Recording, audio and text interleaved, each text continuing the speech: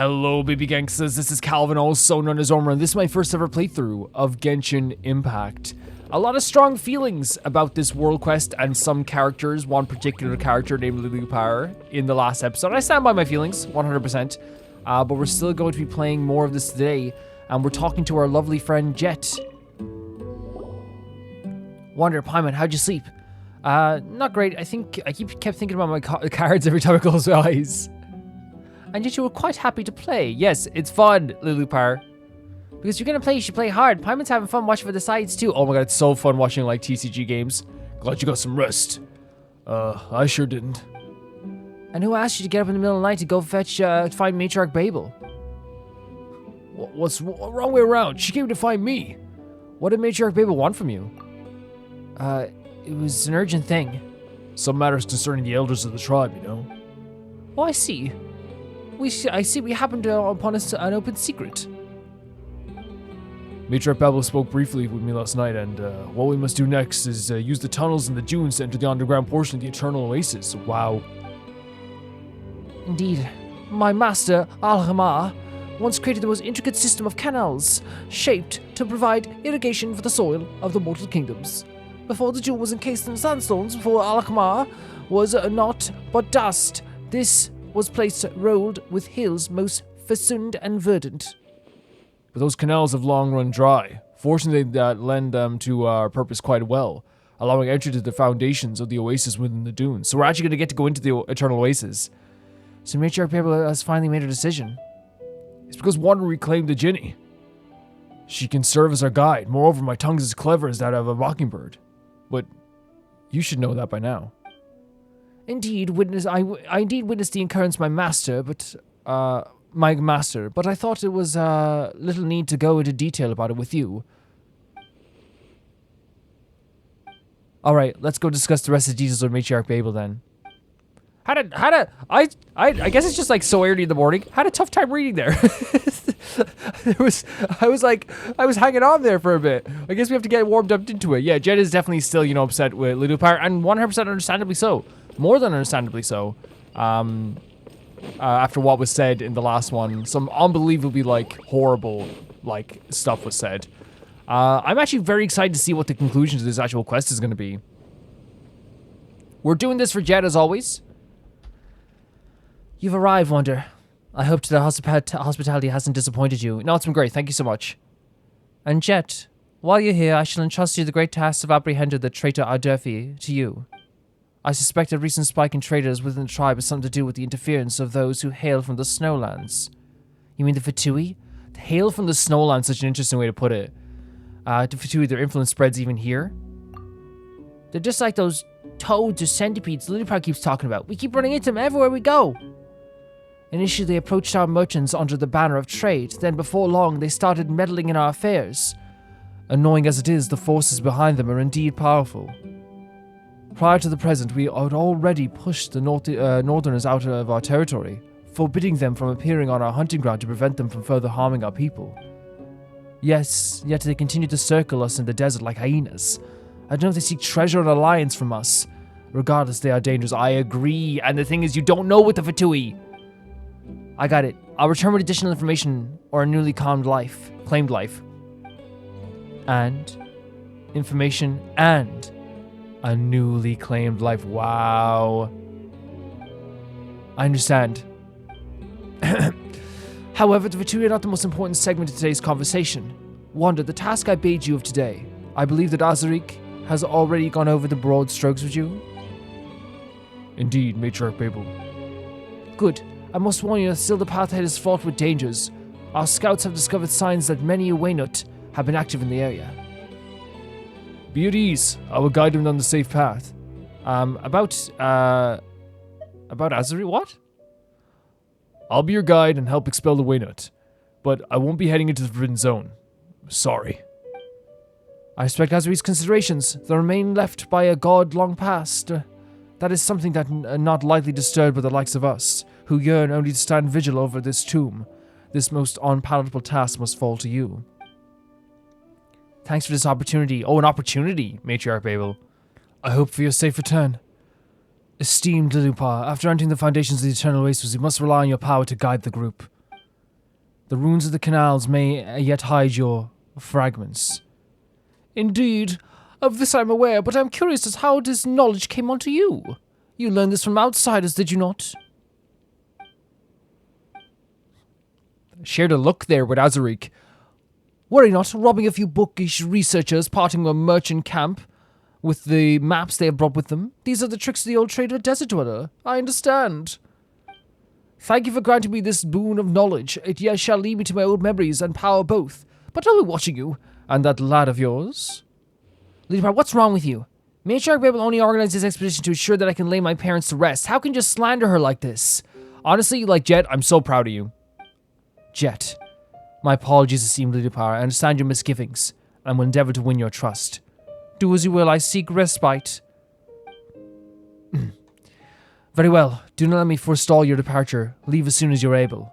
So, the apology there, by the way, makes perfect sense. It's not a thing, like, do you think Babel, if I didn't see if someone posts a pronunciation guide or whatever in the comments, I didn't see it. It's hard to see every single comment. You know, I try to get as much as possible, or see as much as possible. You know, but like if they did, I didn't see it personally. So don't be afraid to comment it again and be like, hey, this is what it says, because like you know, you want to say stuff right sometimes too. You know, sometimes, yeah.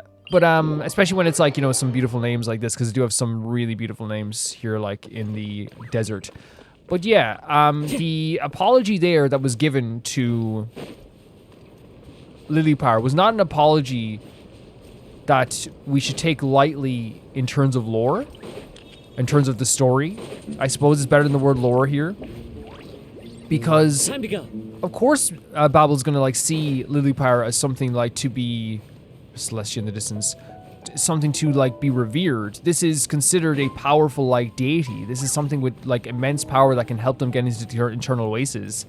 It's one of those situations where it's very clear that like Jed is coming at this from the perspective of someone who was like, you know, not a part of like a tribe, you know what I mean? And here's something, by the way, like Jed is right. Like, you know what I mean? Like Jed is 100% right in this. It's just ahead. Look out! Don't let the sand get into your mouth. Oh, thank you, Jet. I think you're the one who needs to worry about that. Keeping your mouth shut works better than anything to stop it from happening. You see, that's the thing. It's like, yeah, mind your business. I agree with Jet. I do agree with Jet. Like, to me, it's like one of those things where, like, it's like, you can understand that Babel is trying to be like trying to revere this god, even though it probably hurts like freaking hell to do this, right? Like, that's their prerogative of what they're doing. It's just on the personal level, I agree with Jet. You know what I mean? On the personal level, and like I think on the like morally right level when it comes to what Jet's saying, I think Jet is 100% correct. One with nature. Because regardless, because we've met gods in this game, by the way. We're friends with gods in this game. We, you know, appreciate gods in this game. And yes, at first we fought gods in this game, right? At first we had like battles with gods. That's what happens, you know, that's what's happened in this game several times. Holy hell, look at this place. It gets like so much darker, it's like strands coming from the sky almost, you know? But yeah, like we are friends with gods, and we know that even with a god and how powerful they are, yes, you have to like, you know, respect the power sometimes, but also like, you know for a fact with me guys, if any of those gods that we encountered, whether that be Zhongli, whether that be Venti, whether that be Nahida, whether that be, you know, the Raiden Shogun, it would, you guys know for a fact that, like, they would not get a pass for stuff that they say like that to Jet.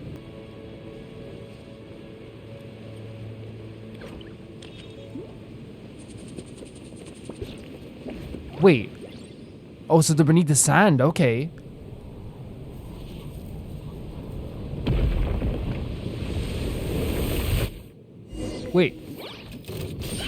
Wait, what was...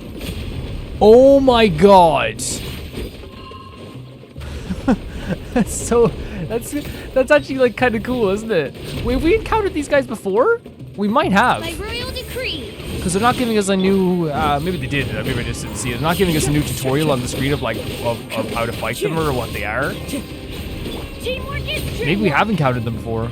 We've encountered so many things in this game that sometimes it's hard to like achievement. I hate them myself. Oh, exploration knowledge. There it is, okay. An apex predator hidden beneath the golden sand stays especially sharp while moving in the territory with a waynut.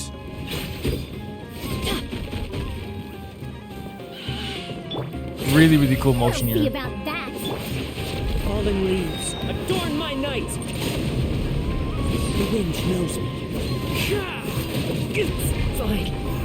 Midnight Phantasmagoria.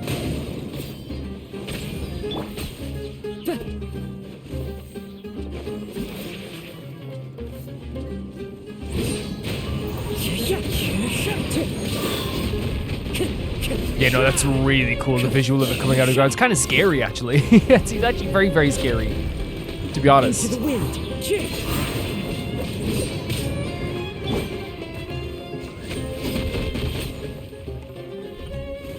But I guess waynuts are not going to be stuff that that's Jeffy always so swift in whatever she does. So I guess waynuts will attack while other people are attacking us. Next, you can just keep going into the depths of the canyon. The tunnel leading to the foundation's eternal oasis should be right there. Wonder. Beware of sandstorms in canyons like these. The wind-flung grains sting worse than the flung by the winds of the open sands. Be at ease, I shall protect my master. Let us progress. Well, I'm going to split now. You guys stay alert and stay safe. Thank you. You too. Hazrik, you're the one who should be staying safe, walking through the desert alone now. Don't get eaten by a waynut. That's so sweet for Paimon to say that as well. Yeah, no, this is pretty cool for him to lead us all the way here.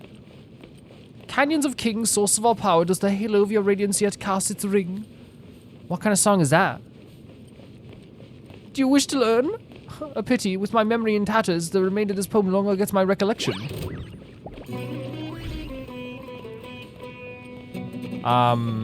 Look, abandoned camps. Is there anything up here for us? That's pretty normal. Some people in the various tribes come into the canyon to avoid sandstorms and get unlucky. There's still more camps up ahead. Hold on a second. Wait, so maybe this is a bit different than what they were expecting? Oh, look at that. The ore. Really cool location with the light hanging down from the top. Very, very pretty. So Jet noticed something about this. This is the team camp. It even has tribes markings. Major Babel must have sent someone here ahead of us. What's this? Someone appears to be less attuned to the tradition, so they claim to practice than they'd like. Wait, so what's this? Someone appears to be less attuned to the traditions they claim to practice than they'd like. Just shush. Is there a campsite? Is there something wrong with this campsite? What's wrong with the campsite? I'm not seeing anything here. She dispatched people to comb this area before our arrival. However, I perceive that they never made it out. Perhaps it is because of such that this place was marked as forbidden. Who did that? Which is areas forbidden for the matters of practicality, not the terrors wrought with superstition. As to why she sent here people here with regular prior, it could not just be to satiate the desire of young Jet here. More camps lie ahead, I would warrant. We'll ask Matriarch Babel about this once we get back. For now, we keep moving. So the idea is with Matriarch Babel is that she sent someone here before? Is that what I'm getting at? Even though this place is forbidden? There's a mechanism there. Let's go check it out. Sure. To put a pin, we're going to be talking about it more, of course, because Lily Power's going to be here for much longer, but to put a pin in all that conversation from before, I don't think I'm comparing the Raiden Shogun to Lily Power, by the way. To me, I would look at the Raiden Shogun, I would look at any character that we have in a completely different light, and a different perspective if they called Jet a sandlicker and a slave. That's just my feelings. What is this? I really don't want to act without thinking things through. I have a feeling that if we want to continue, we'll need to activate this thing. But what if it's dangerous? This water pumping mechanism is used to attune the flow of vectors of water, though now water's place in its pipes has been usurped by the sand. Surely as you witnessed, this once was a lush garden in a time when flowing springs had yet to become a fleeting rarity among the sands. Enough talk. I think I'm able to spark function back into this mechanism. Allow me to try, my master. It sure sounds like this place is familiar to Little Power. Wanda, let's just let her give it a go. I mean, it can't hurt at this stage. It cannot hurt.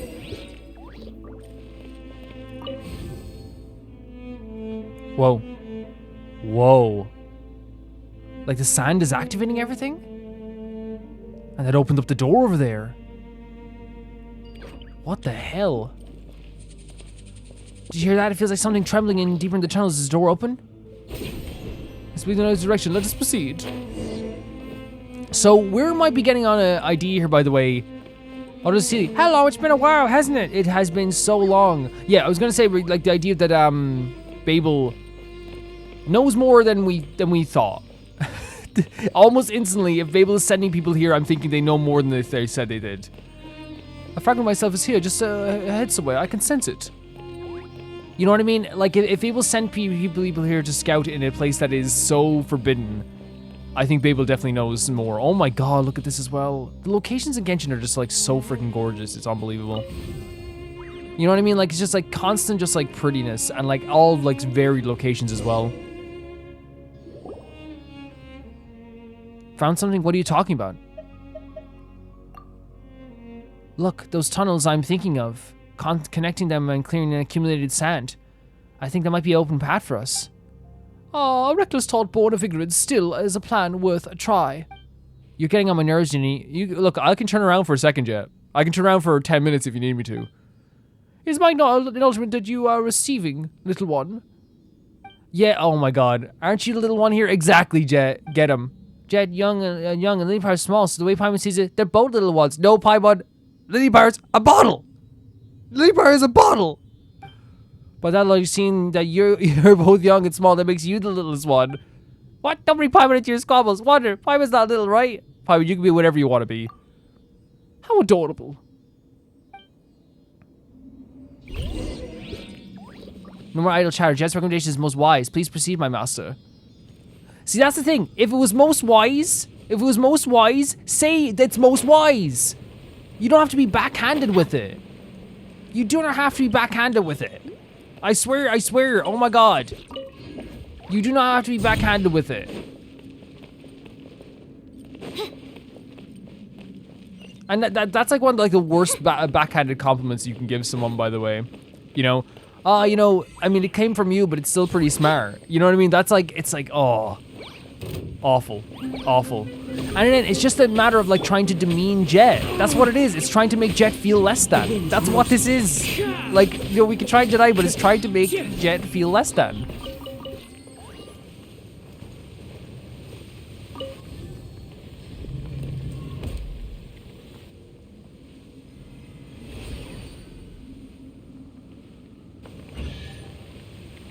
Oh, we got a chest for this.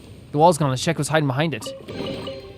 Who says there aren't benefits to a And Jet is life of anything war? but less than. She's always been fantastic to us.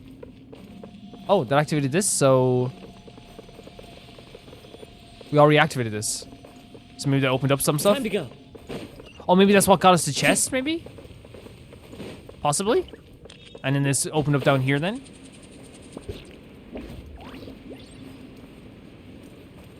Maybe? No, it's pointing us specifically up here. Time to go. Yeah.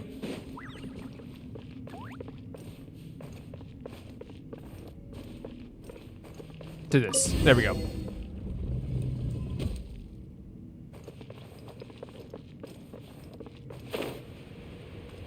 So we activated this.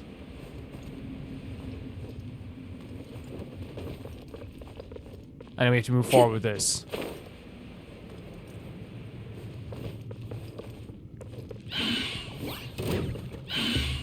Wait, did we get the Sealy thing? I think we did, right? Into the wind. Sometimes, you know, you're just going through stuff and you're like, something's happening here. Dare to mess with me? Let's light it up! Now, as it pertains to Babel, I'm hoping desperately that it's not something that like I think it would crush Jet. I think it would crush Jet, the idea that Babel, oh, there's a seal up there, we didn't get it. That it would crush Jet thinking that Babel betrayed her or knows something more or was trying to keep something from her. So I'm hoping that like what this is that it's a keeping of knowledge away from her. Like the wishful thinking is keep the knowledge away from her to protect her, right? That's the wishful thinking. But, you know, we can't just look at it always like that because we've seen like betrayals before in Genshin. We've seen horrible Even things better happen than I before in imagined. Genshin. It's my lucky day. We'd like to think, right? We'd like to say to ourselves, it's because, you know, maybe they're protecting Jet. But they how would they not know that they wouldn't see those camps, you know? I don't know, it's hard to think about because I desperately don't want this found family Fun with this gift. that Jet has to crumble right in front of her. You know what I mean? And here's the thing, it might just be Babel, and that's the case, then that would be good. You know, that'd be good. But already we know for a fact that people in the camp have, you know, betrayed us. And maybe not betrayed Jet, but came after us. But in fairness though, Babel said like, hey, to go after them and kill them. Like, you know, that was the statement that they made with Jet, was like, hey, you will come back with the information and you will come back with a dead body. That's what she wanted. Like, there was no, it's like no debate about it. That's what you're coming back with. Which to me is absolutely like horrifying for any person of any age to hear. But I guess that's the way of like the camp they're in. Truth repeats its course. I summon thee. And the tribe that they're in, I suppose, is what the best way to put it. One with nature. But then it's you know, it's interesting. It's one of those things where like maybe like playing more and more Genshin makes you kind of like think about, you know, the people you're talking to more. You know what I mean? But like I still like I'm a trusting person just because I like to believe the best in people. You know, I like to believe in like, you know, the best in some people. But like, why would she lie? The path lies beneath the sands. What? Oh, it's been buried. It'll take years for us to dig it out. Fret not. Let us hunt for the mechanisms nearby that might help drain the sand. Sure, let's go.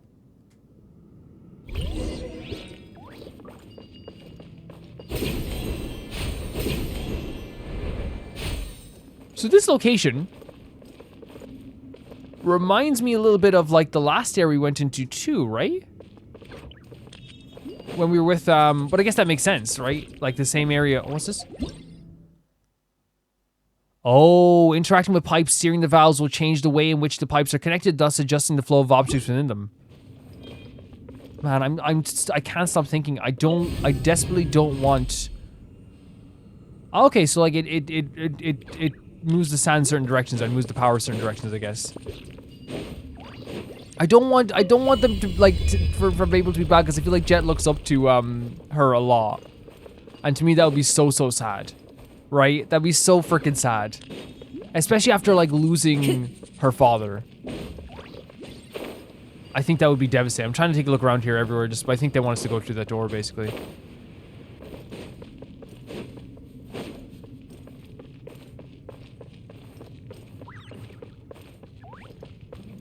Me at the end of the quest. Lillipa, you're done. You're done. By royal decree. Fallen leaves, adorn my night. Midnight phantasmagoria. Teamwork is dreamwork. Mechanism looks unuseful?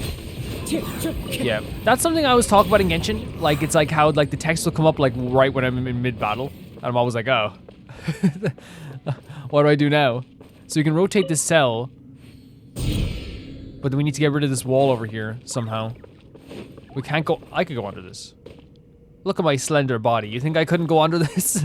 Let me go under this. I could definitely do it. Tag me in.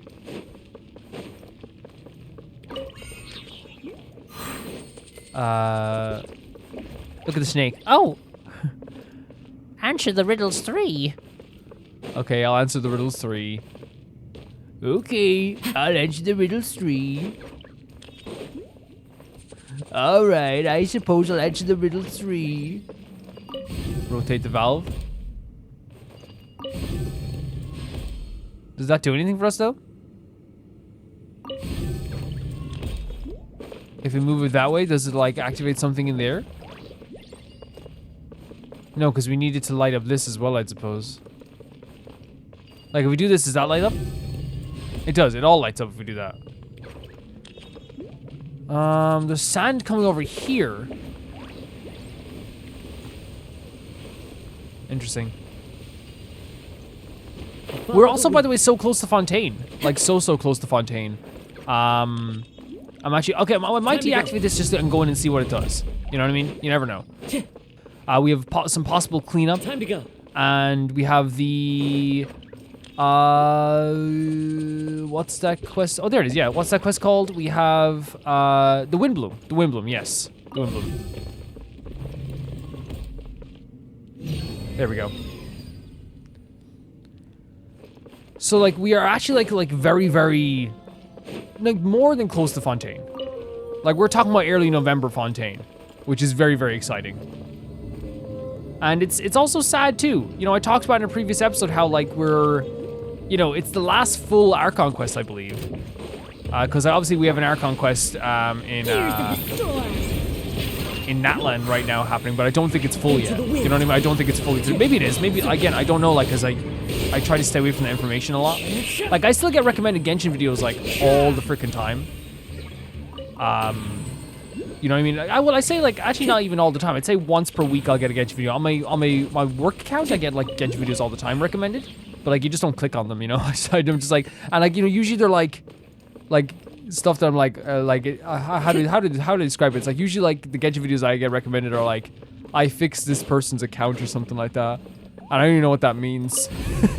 You fix someone's account like it was broken or something. It's very interesting to me.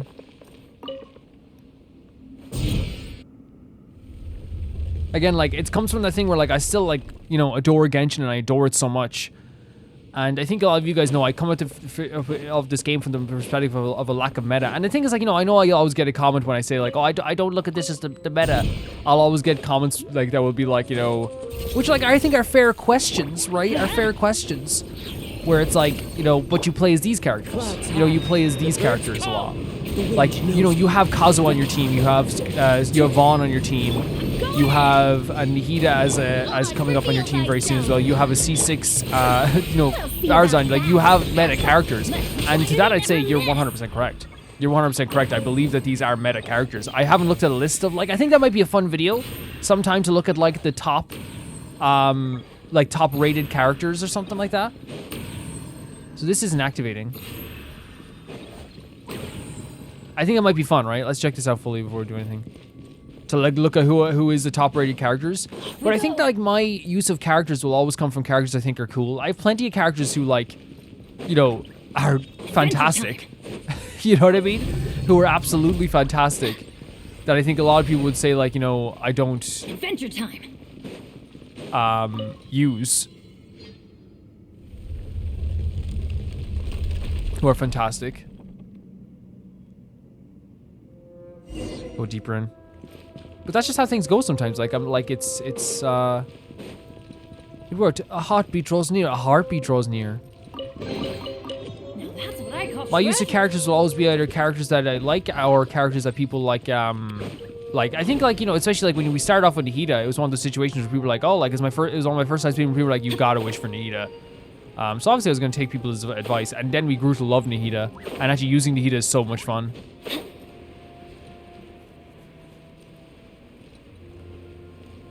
Look at us flying down here. Another waypoint marker. There's so many runes, scattered runes. If my memory has never come undone, perhaps I could offer you enlightenment. But all that unfolded here, all that's been regarded as a lesson by the sages of other nations, it hurts my very being. Can Jin feel pain too? The Jin have had little need for a vessel, even less for senses, but we should begin to connect with each other when we make from the pain. Oh. So I guess they're saying, again, I know words are beyond your understanding. There's no need for you to placate me. Hold on one second. I need to, again, so the text goes by so fast sometimes. Oh. Like, I know for a fact that, like... Didn't feel pain too? Shut up, Calvin. Then we will take from their pain, even if should we not comprehend the source of it. Where did that come from? When we, so they connect with others and then feel their pain. So I guess that's us that they're gonna feel the pain of.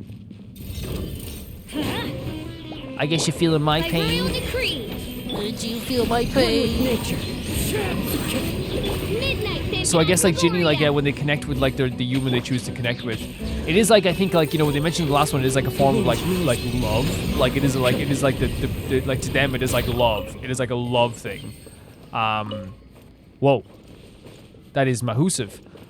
So, oh, Time to go. there's a stone tablet. I'll take that. Thank you very much.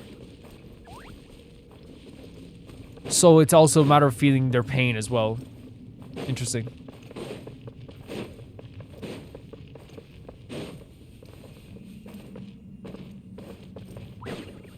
Lily Park can feel our pain. Me.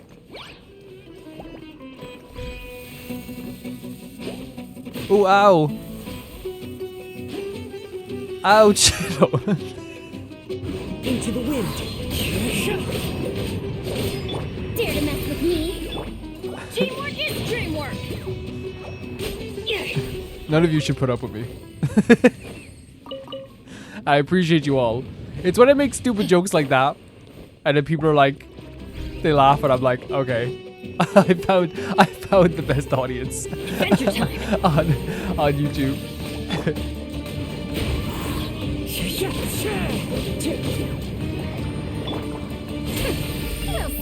Fallen leaves, adorn my night.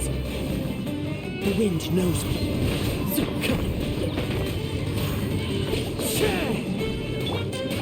Let's light it up. Dare to mess with me? Oz, reveal thyself. Into the wind. Yeah, Cosmo's so good. Like, he's actually just a character like is consistently strong. I've talked about it several times before, like, but like I always use Kazuo when like there's a mission I know it's gonna be long or it's gonna be very combat heavy, or maybe like someone like Vaughn or something, because like they are like consistently just these unbelievably powerful characters that you don't even have to be good enough to use, you know. So like other characters, like obviously I have to like strategize a bit and like swap out a bit and do some different things. I find with Kazuo he's like so easy to use and just so powerful just by the start of it. Look at the door. There must be a temple or something behind it. It's massive, isn't it? It's massive. The pain grows more pronounced. Ears of the storm. The wind knows me.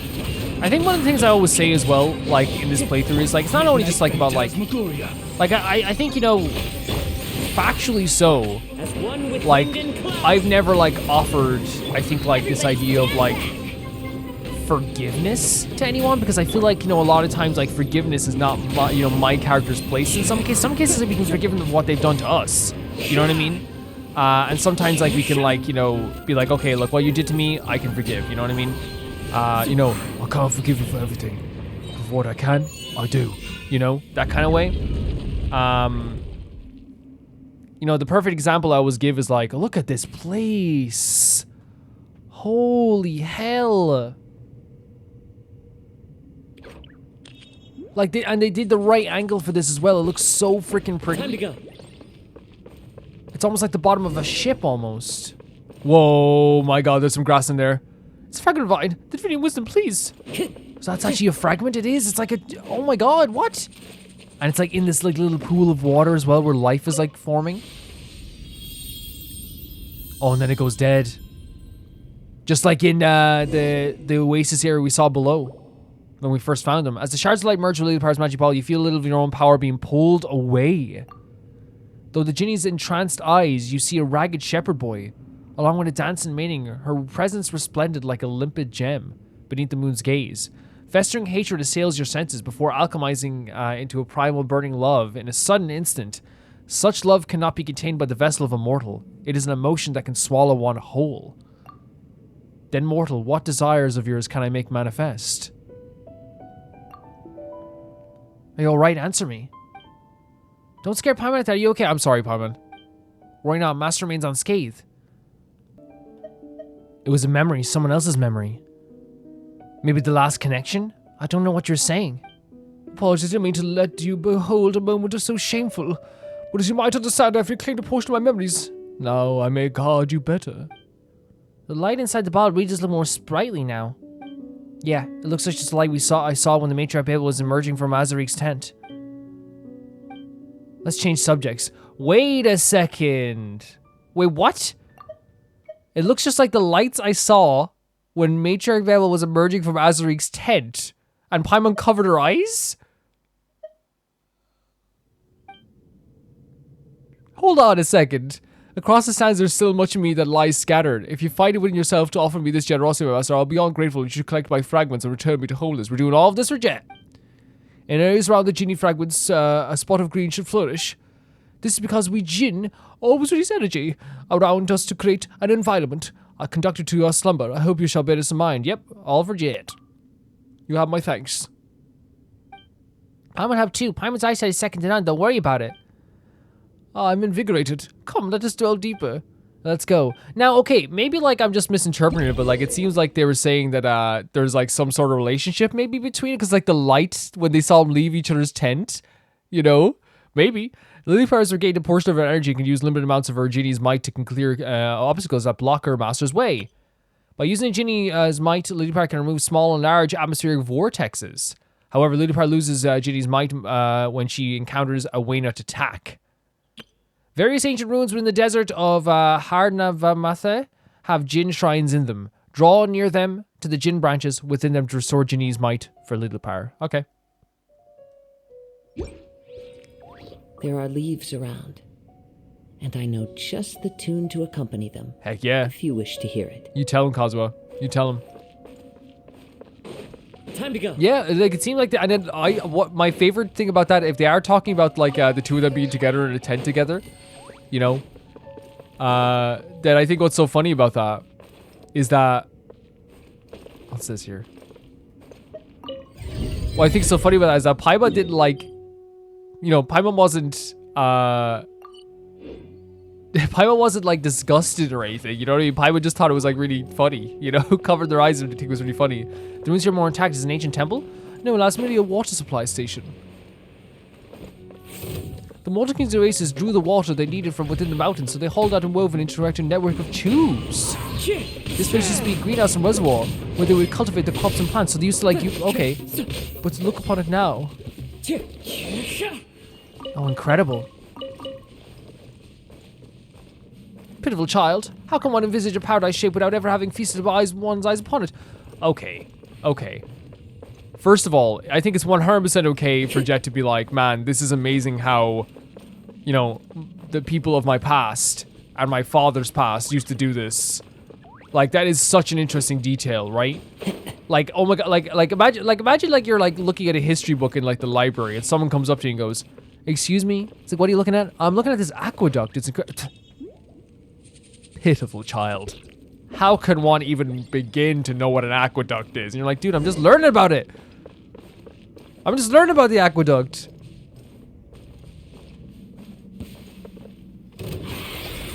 Oh my lord. I was like, that was like a horror movie.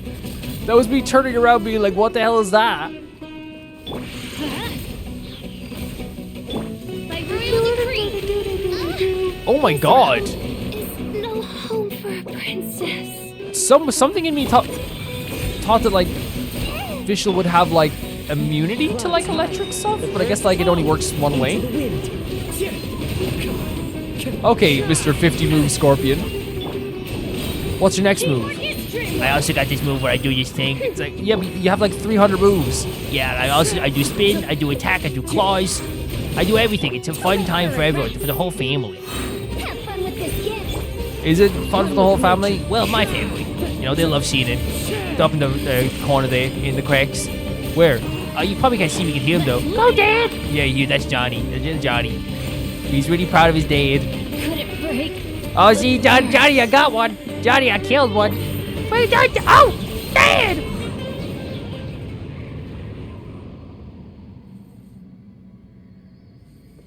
Honestly, he deserved it. He was really mean. Okay, no problem. Thanks for making this less dark, Calvin. You know, making this joke that he was mean afterwards. It's no problem. I didn't realize how dark it was when I said it.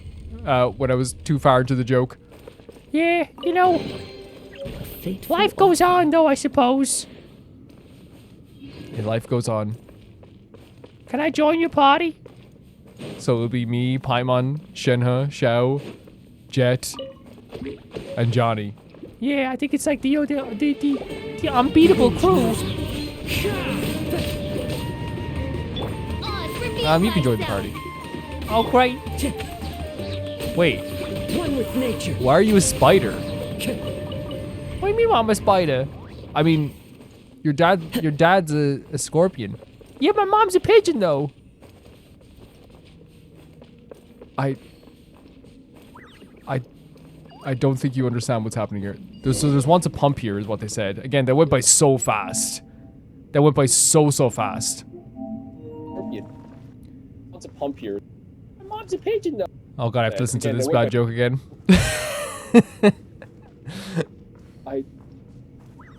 This place was once a pump for water, now it only applies its trade in sand. Very cool phrasing there, actually, right? Very cool phrasing. An intact stone tablet upon an elegant but incomprehensible text has been inscribed. Time to go. Get Benny back into health. That thing effed us up. that like scorpion, electric scorpion, like effed us up completely. Like we got destroyed. I kind of wonder what this place looked like back when it was flowing with water. Yeah, same. Check the reservoir. The central hole comes next. This is so pretty. Oh, a tablet up here too. I know like we haven't used these, but you know we might have to use them later. You never know. This is such a gorgeous place. I have to activate this mechanism as well. I'm just so excited to see what the Eternal Oasis is. You know, what's it gonna look like? Jet coming to fight. It's so cool having Jet fight with us. It's so cool. Wings of darkness, come, I think like it would be really cool, like to have summons like that in this game. But I guess like you know they want to be contextual sometimes. You know what I mean? And by summons I mean like I would really like. I don't think I have any like healing foods at all. Oh, I do have these. I got them as a gift. I have these, but they were also a gift. Yeah, like to have like the idea of like being able to summon Jet or something like that. But then again, I think like this game actually does pride itself on like being rather contextual with a lot of things. You know what I mean? They love having like a reason for everything to be and for everything to be there. You know? It's very good in that way. Like you have to respect it. Into the wind. Fallen leaves. You know what I mean? Like it's not like a terrible thing at all. I think I'm just very like I just want Jet at my party. I just want Jet to be in my party. Oh, they're trying to destroy this thing, are they? Gears of the storm. Oz, reveal thyself. Oh, you gotta let you come back. Into the wind.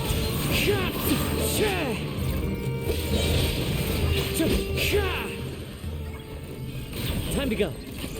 But they have made like so many improvements, especially like lately in this game. Just stuff that like, you know, wasn't bad or anything, but like it was just like, oh my god, that's like such a quality of life thing. Like the two biggest things for me that make this game so much more fun. Removing the respawn time for bosses has made my life so much easier. I actually love it. Like it's actually like the best gift this game could have given is like remove all the freaking startup time. You know, like, because it usually takes, like, such a long time to like, you have to usually wait, like, a few minutes. Usually I go off and craft something, or if I always make sure I have other stuff to do, like collecting flowers or something. But they've made that so much easier now, which is fantastic. Dare to mess with me? And also collecting flowers has become fun. Even more fun than it usually was. Because beforehand I was just, like, it was very therapeutic anyway. I would, like, put on, like, a podcast or something in the background. Or, like, a video or something on in the background, and I would just, like, collect flowers. It used to be, like, a really fun time. It was actually, like, a very, like, meditating time for me. I loved it. But now it's even easier. I think I've been collecting twice as much flowers as I did before because of the new location markers of the flowers. It's really good. It's guiding us through the large door. Let's see where it leads.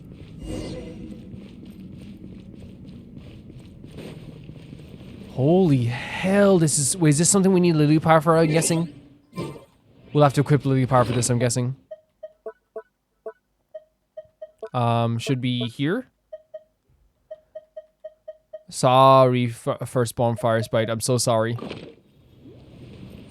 What a downgrade.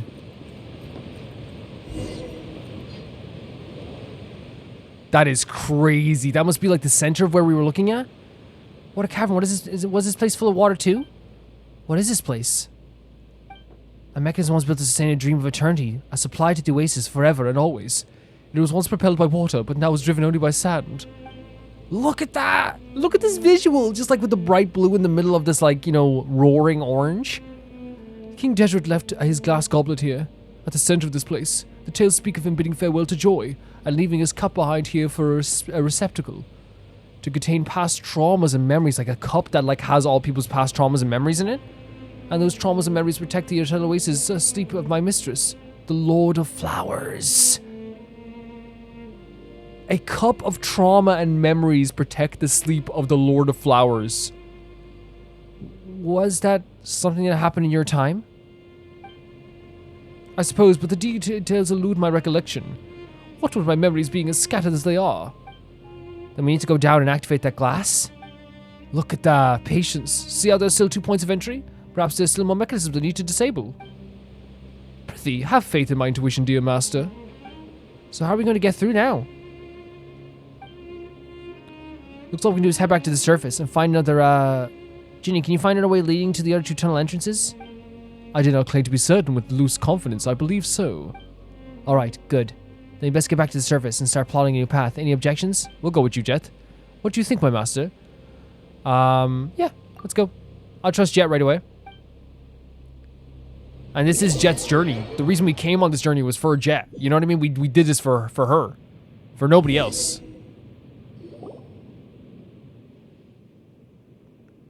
The air outside is crisp.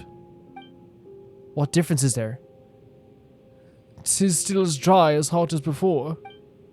You aren't a desert dweller, of course you don't get it. Tell her. Hey, little wildcat. Over here. Isn't this a coincidence? You're here? Isaac, what are you doing here? Exploring and scouting, same as always. What, is running into another explorer in the desert strange to you? It's a bit too suspect. Yeah, I agree. I think that with the stuff with Babel that happened recently, I think it's 100% fair to be like, why are you in this exact location? Running into sand and scorpions is normal. Running into the same person all the time is one coincidence too many for Paimon. Alright, come over and have some food and drink with some water. You almost retired. You know, I think it's fair to be a little suspicious. It's fair to be a tiny bit suspicious. You know, in my eyes. You got any plans after this? You want to come with us? Come with you? You found a path? Don't tell, of course. Lilypar tried to be like, hey, don't trust everyone at this stage. Never mind that for now. The sky's dimming. We should rest. The path will still be there tomorrow. You're right about that. Speaking of which, Lilypar, I'm curious but I never got to ask.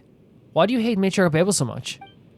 You out in the wonder, you've been mean to everyone, especially Matriarch Babel. Every word you say is always so harsh and horrific and horrible and disgusting. What of it? Does it displease you that I taunt your tribe mother so? Of course it does, but I want to know why. Why, you ask? Let me tell you a story, child. The cold of the desert nights bear a heft to its chill, and murmurs of secret whisper over the midnight dunes, basked beneath the silvery fang of crescent moon. With a low voice, the Jinni breathes life into a tale from an age-long past. Once a Jinni and a mortal king found themselves entwined with love. From their union came children. But as time flowed, the mortal could not break the chains of power, an ambition that clung to him, betraying the love of the Jinni. So he had children with the Jinni?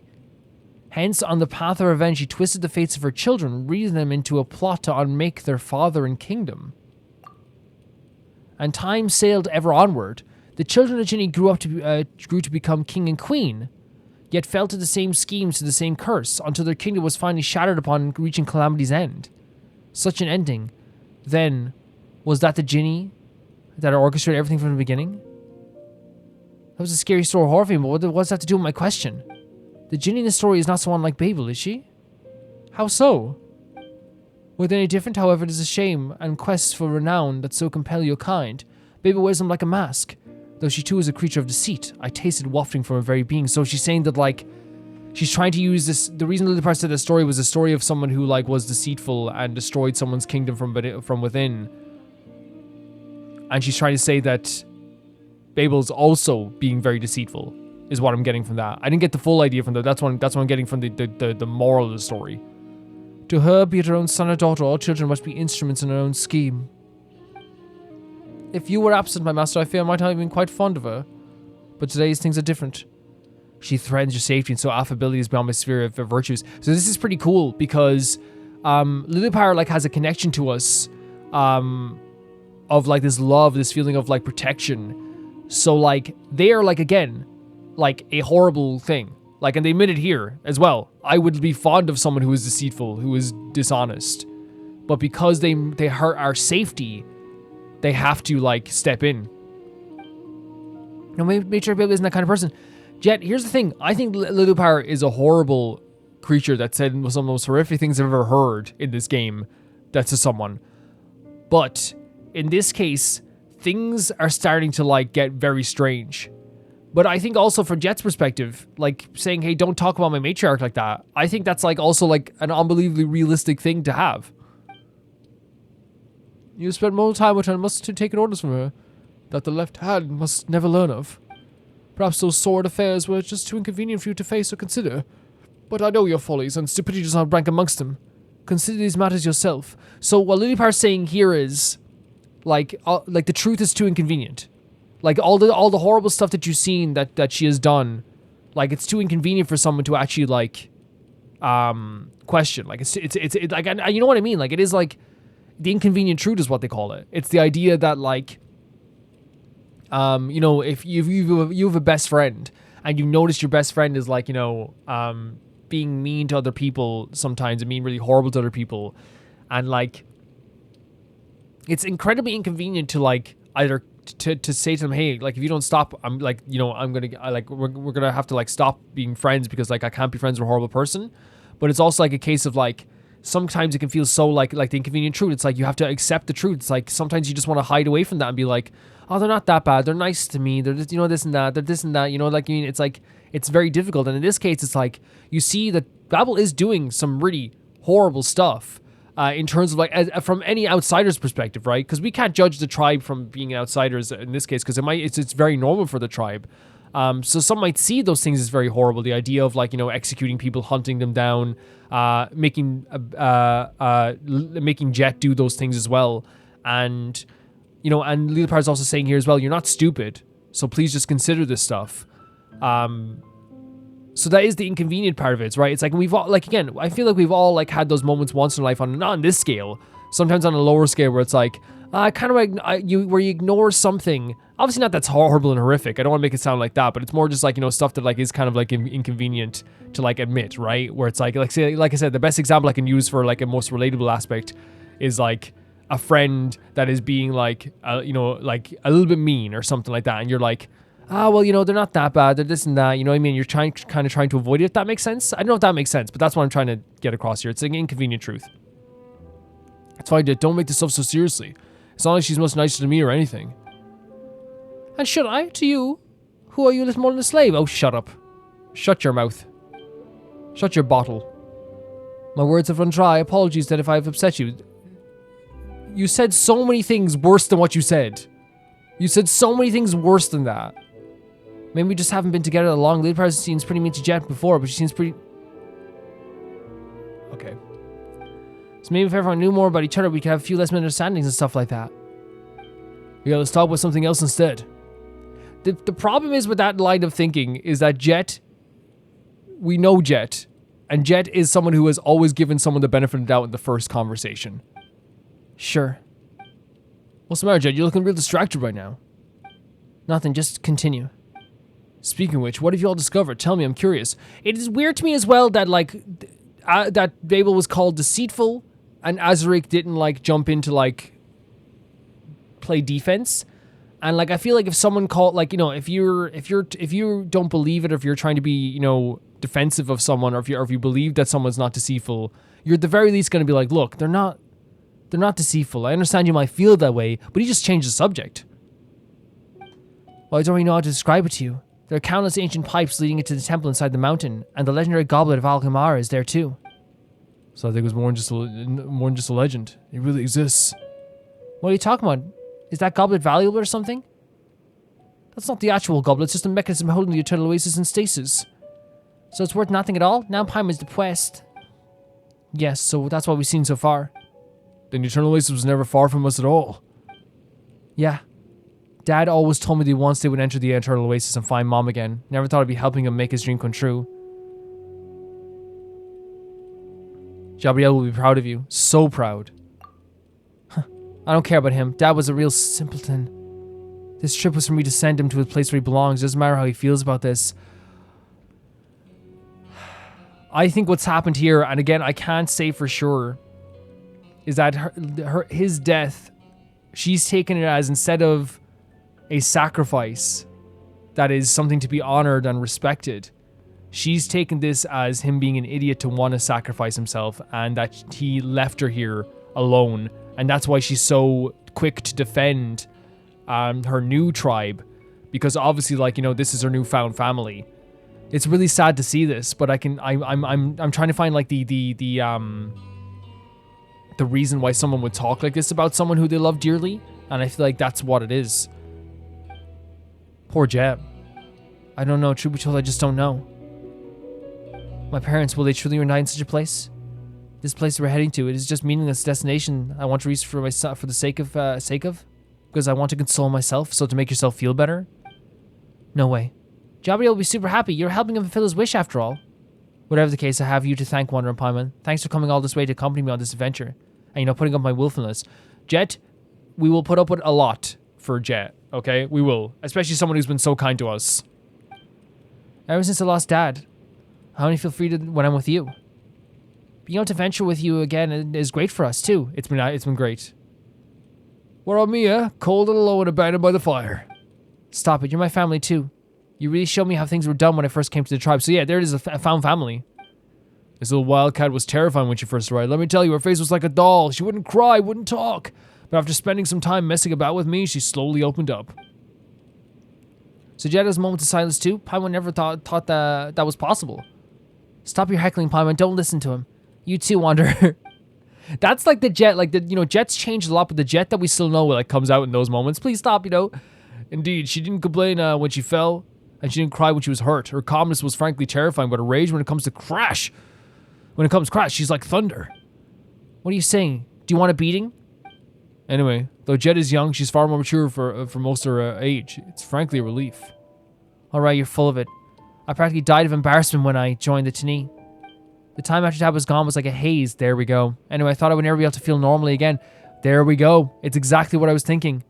Like, after he was gone, it's like trying to find that normality, that family. It was all thanks to Azuri guiding me, teaching me how things worked in the tribe like a big brother, that I could recover. It's him slow going. That's how it was. No need to be modest. Your dad also said he was going to tell more stories about Mom, but now I'm never going to get the chance to learn who she was. Yeah, the promise. The promise about her mother, yeah. He said she was a beauty, and she was a character with countless virtues, like stars of high above the wasteland. It's a beautiful shot here. Oh, stars high above the wasteland. Oh, nightingales weary from the day. It's time to take off the crown of roses. Cleanse yourself with wine made from grapes. That's the only memory I have left of her. Dad always used to sing me this old nursery rhyme. That was lovely. We know that was like actually used as a passage to open, like a poem to open up. Yeah, it was used in the last quest, I should say. You sing it better than Jabriel did.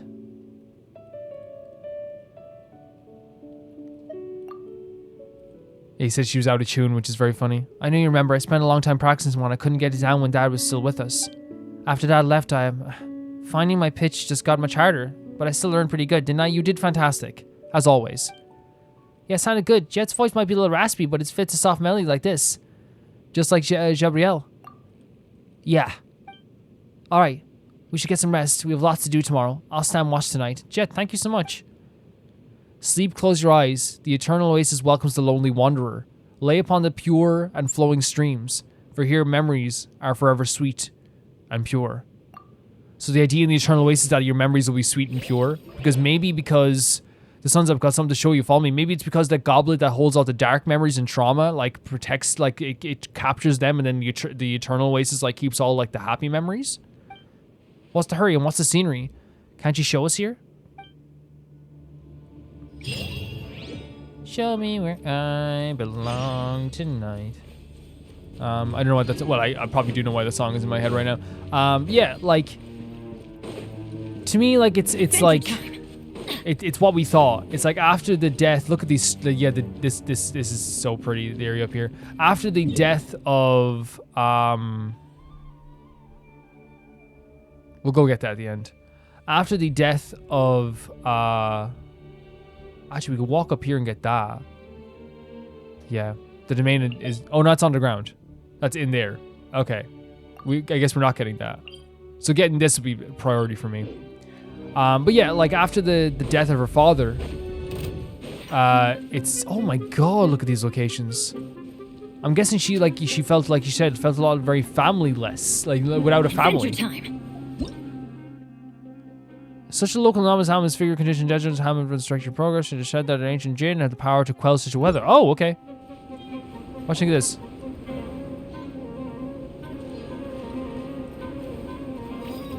Oh, they did. Oh, we saved a little animal because of it. Very useful. What about me? I'm a bird. Yeah, you're a bird. Have you seen my son, the spider? Oz, reveal thyself. Well, sorry about that.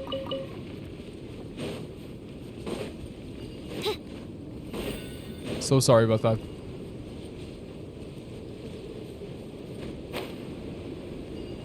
This is crazy. Wait, is that another rune golem? Look at that. Hold up. That is another rune golem. No way. Oh, it's so freaking cool.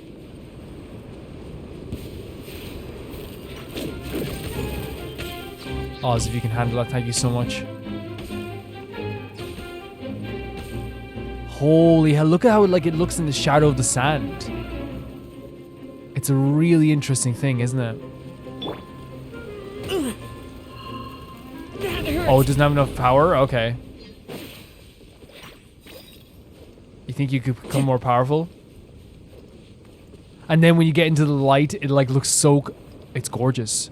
Like in the light, because I guess this one isn't like, it's very different because it's not been, you know, overgrown with with leaves and stuff like that. So it's kind of more like rusted, I guess. Very, very pretty stuff. We'll take a look at it from up here as well. So the idea is with this quest, is that we're doing this quest. I think we're going to be doing good and evil after this as well. And I think I would regret not doing good and evil. Time to go. And I feel like it just like leaves a, like, it's one of those things where like I'm really excited to get to Fontaine, but I'm, who's fighting me now? Who's fighting me now? Me, Perry the bird. Okay, come on. Into the wind. I'm flying about the place. Would you believe? Yes, actually I would. Don't forget to take my chicken. Yeah, I'll take the flat fowl. Yeah, look at that. It's like trying to punch something. But yeah, yeah, I would feel like if I went to Fontaine without doing good and evil, and then I'm like, oh, look at this passageway up here as well. I love the way like the little it looks like literally like strands coming from the sky. I feel like I would feel bad, right? I'd feel terrible if I the knuckles even. If I went to Fontaine, I'd be like, oh man, like I'll do that later. But you never know, because like, you know, a few months from now, like we might like have like a lot more to do, you know, with events and stuff like that. It's incredible, absolutely incredible. Oh, it's huge. This kind of scrap can be dug up anywhere in the desert. Why did you ask us to come here specifically? Are we gonna play war inside or something? Playing war inside? Be patient, little wildcat. This one's a Jury's perfect addition. We can activate it and use it across those dangerous quicksand fill areas. A tribesman who knows the inner workings of machinery. An eye-opener, to be sure. Yeah, another backhanded thing to say as well. What's in your mind? Azri, you knew all these things but never once told me about them. Oh my god, the suspicions are piling up like crazy.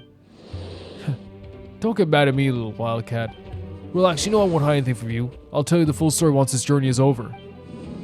It's not fair, is it? Come on, I'm here to help. Wanderer, you're a knowledgeable sword. You must have seen the sword machine before. We've seen one in the rainforest before. You mean the giant iron mountain? And we even studied with Arkan and Jazari, didn't we? I've seen similar machines in the desert before as well. But this is the first time I've seen the one that's intact.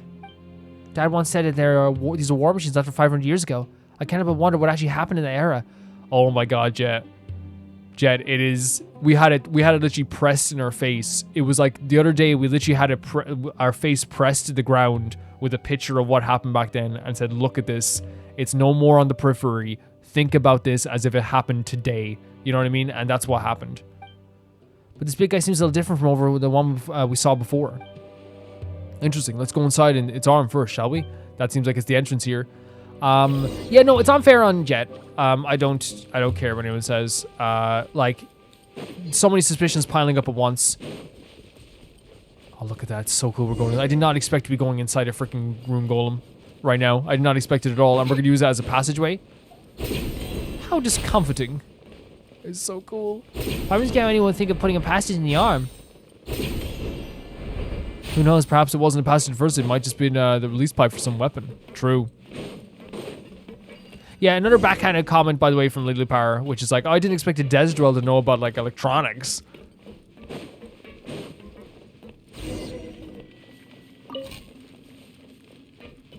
So we've done this before. Now, again, one of the cool things about Genshin is that there's probably was a conversation before. I bet the conversation will be different if we... how do I say it? The conversation would be completely different if we... Oh. Yeah, this is definitely inside of my... Did you say? Wait. What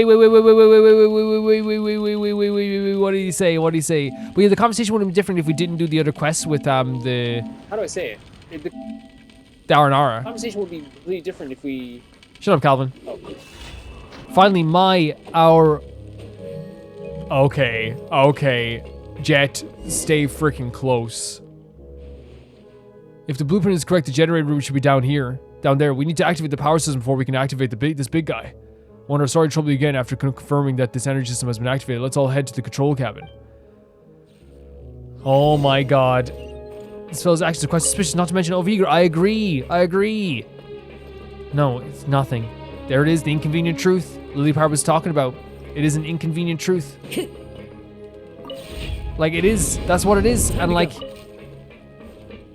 And that's the thing, like, yeah, we don't like Lily Power, but it is a 100% factual thing that's happening right now, I think, is that there is, like, some, like, inconvenient truths that we don't want to think about, which is completely natural and normal, by the way, to feel that way, to not want to talk about, like, the idea that, like, someone could be betraying you, or someone who you saw as your brother could be betraying you. And I think that what's happening here is that it's not, maybe not even a betrayal. I think that what could be happening and what would be more logical to be happening is not even like the idea of like betrayal, is the idea of like using, because that's what Lily Power was saying, like, you know, the idea of using their people for their own gain.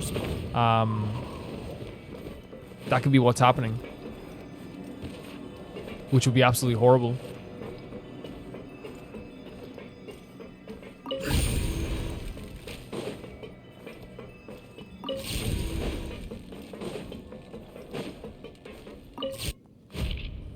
I think it would crush. Jet.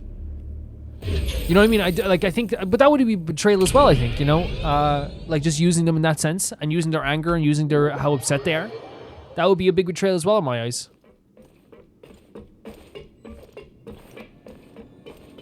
Let's go see this thing come to light. Heck yeah. Going up. Look at the way we're standing, man. What the hell? Is there like a thing that we can do to activate the elevator here?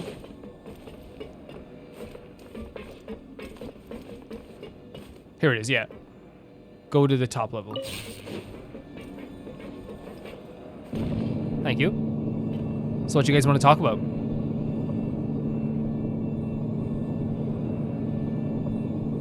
The way we're standing is insane. It is insane. So we've been in one of these before, by the way. We have. And this was incredible. The time to say you control the arm. Let me see. Energy system looks fine. Engine fine. Weapons. Long range sub weapon out of order. The main one doesn't function normally. Melee weapons. Oh my god, dude. This guy knows everything. Looks all pretty good, to be honest. Jet's still thinking about it. Hey, Jet, what's wrong? You look like something's on your mind. No, it's nothing. It's just that I didn't get even half of what he said just now. Yeah. Azri feels like a different person. I've never seen him like this before. What? I've become more reliable, haven't I? I swear to God. I swear to God.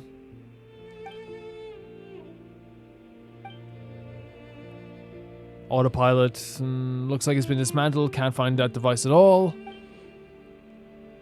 Sorry, seems we'll have to operate this big guy by ourselves. I mean, I have to, don't you? We're not, my master. I shall guide you from the side. Also, you know the way? Of course I do. I can sense vibrations with the fragments after all. Well, I guess we'll be troubling you to show us the way then. Let's start with this machine in the meantime then, shall we? Steady yourselves. Whoa. Yep, something's definitely up here, right?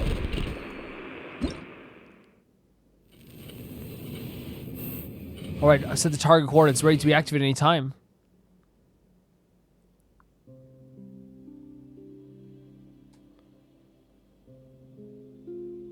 Where do you want me to aim for?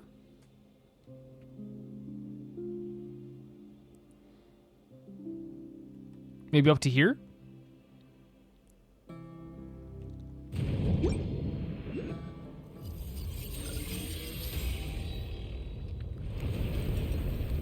Man, great. Look at this one. This one looks insane.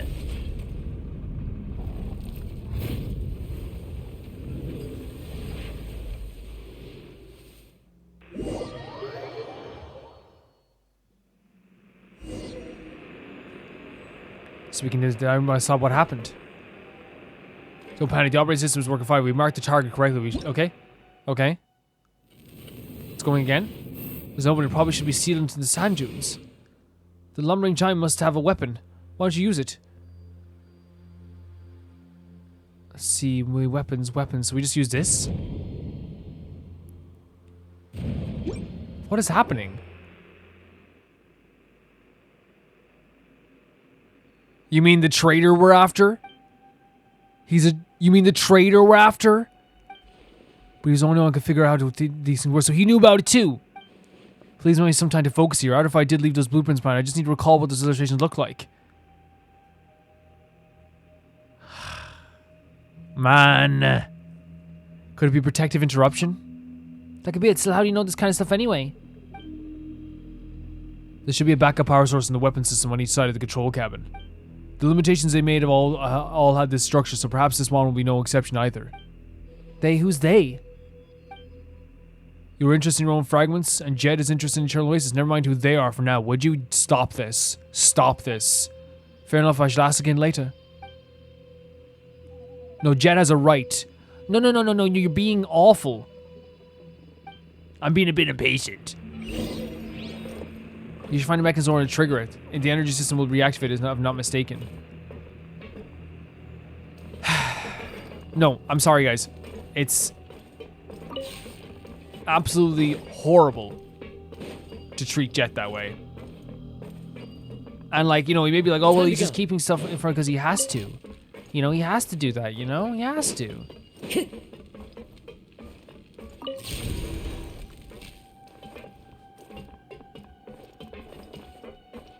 Jet being like, you know, one of the loveliest people we know. Again, that's the thing. When it comes to our friends, guys, we will fight for them.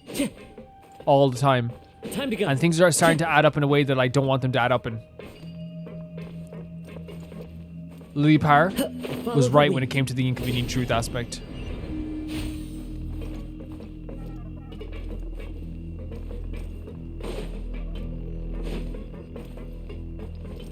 But, you know, Time to go. if things are adding up too well, then there's something to that, you know?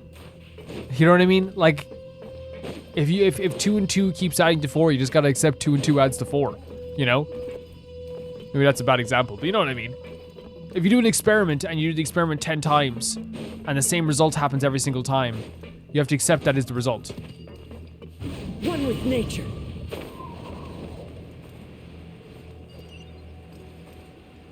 Unfortunately. Maybe we have to take this one this first and put it in the other one? How do we open this? This is, I'll be honest guys, this whole thing is making me like a little queasy. And like, naturally so, it's just very disorienting, I think. I think it would, right? Making me a tiny bit queasy here.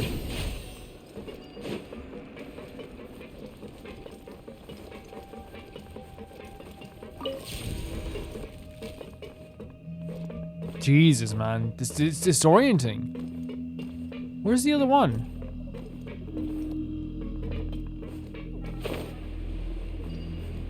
Oh, wait. There's 2 here? Huh? Okay. Time Time to go. I mean, not gonna argue. The music here is very, very interesting too.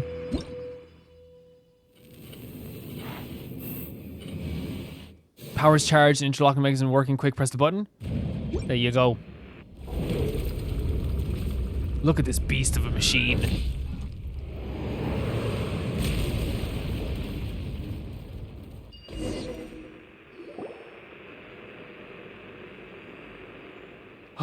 Did anyone fall and hurt themselves? Wonder, are you alright? Almost bumped my head. You guess none of us are hurt then. We can enter opening the passage in the arm now. We should leave some people here to stand guard while the rest of us move on. Okay, you can stand guard if you want. Wait, don't you care about the taboo anymore? Exactly. I care more about your safety. I can be with Jet. Yeah, Lilypart knows it too. I can be with Jet. I'll stay with Jet. Wait, is he saying he is gonna stay behind? Is that what he's saying? No, because he wants to care about, I don't know, maybe, is that what he's saying? I could be getting it wrong, guys. Regardless, you don't have to worry about Jet. At all. I will worry about Jet. And Jet will worry about me. That's what friends do. You don't have to worry whatsoever.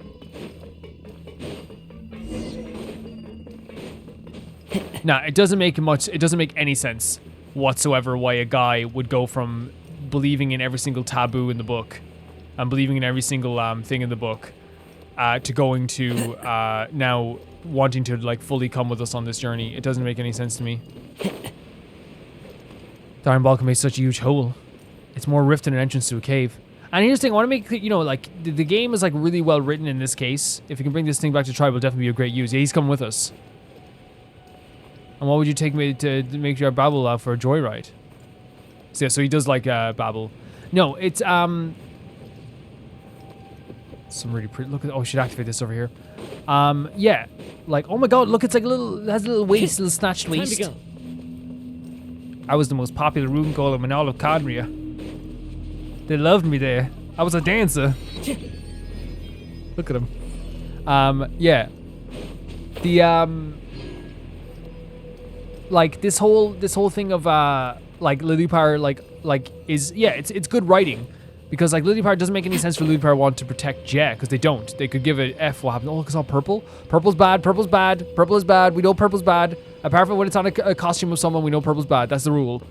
But they are bound to protect us. You know what I mean? They want to protect us. I've never seen these flowers. Yeah, I've never seen it. They're like so beautiful. These flowers belong to the mistress. After she fell into a deep slumber, they would have said, oh, the flower? The goddess of flowers? At least there must be an environment even this cave allows to plants to absorb nutrients. This place is, like, it's really pretty though.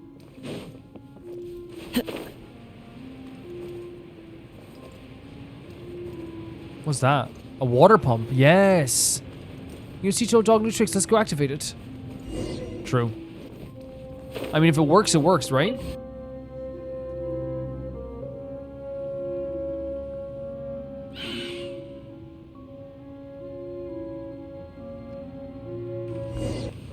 We're heading over to this door here again. I wanted to do a Time to go. video this weekend actually on the idea of like doing like a teapot, but actually like I couldn't actually like it's not something you can do like just all in a row. You have to wait a while to do it, which I understand. You know, I didn't want to do it originally because it wasn't something that like I really wanted to, but then I saw people making like little cities in their like in little places, and I was like, I kind of want to do Who that. says there aren't benefits to a life of wandering? You know, feelings change. Feelings also always change in this playthrough. That's the way things go. This is the resting place of the goddess of flowers. None but the priests of those who can cause shall enter. The waterways in the Mount Demavond are highly complicated, and there are a great number of complex valves and pumps within, all of which are necessary to provide water to the oasis and sustain the lives of the people. All priests must therefore maintain them on time. There is no room for carelessness. Holy hell, we're entering into the domain of the goddess of flowers. The gate here is closed. There seems to be no other way. There may be clues to open the gate around here. Let's keep our eyes peeled. I'm keeping my eyes peeled for you at this point, to be honest. That's what I'm doing. So there's like these little things as well again. Oh, we have this.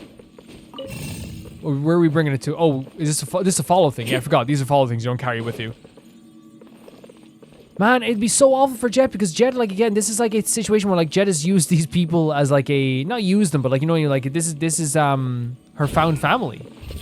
This is what it is. And I swear to heck and all that is holy in this land. I swear to Nagita, I swear to Zhongli, I swear to Fendi, I swear to the Raiden Shogun. I swear. Royal decree. I will not be able to take it and my anger will be vast. We'll see about that. Jet is already so damaged and hurt. If she finds out that she's just being used for some agenda that they're not letting her know about, it will break my heart.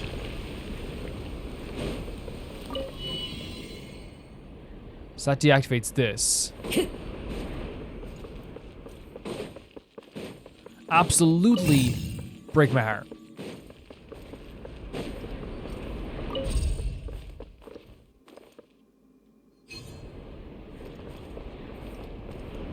So we can't rotate this. That's totally a stone tablet that will activate this again, isn't it? Wait. Where's this going again? Oh, here. Yes. Perfect. I mean, why not? Let's get a little chest out of this. A fateful offering. Time to go. And is that to like... But this is broken. So we have to find a way to like activate this.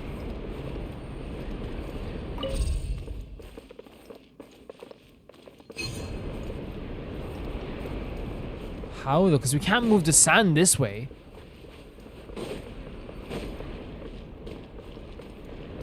Oh, yeah. I forgot. My bad.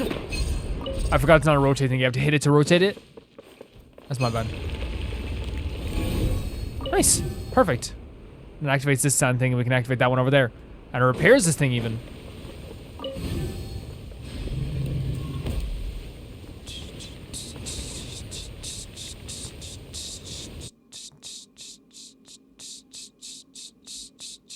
Sorry, I was playing the drums.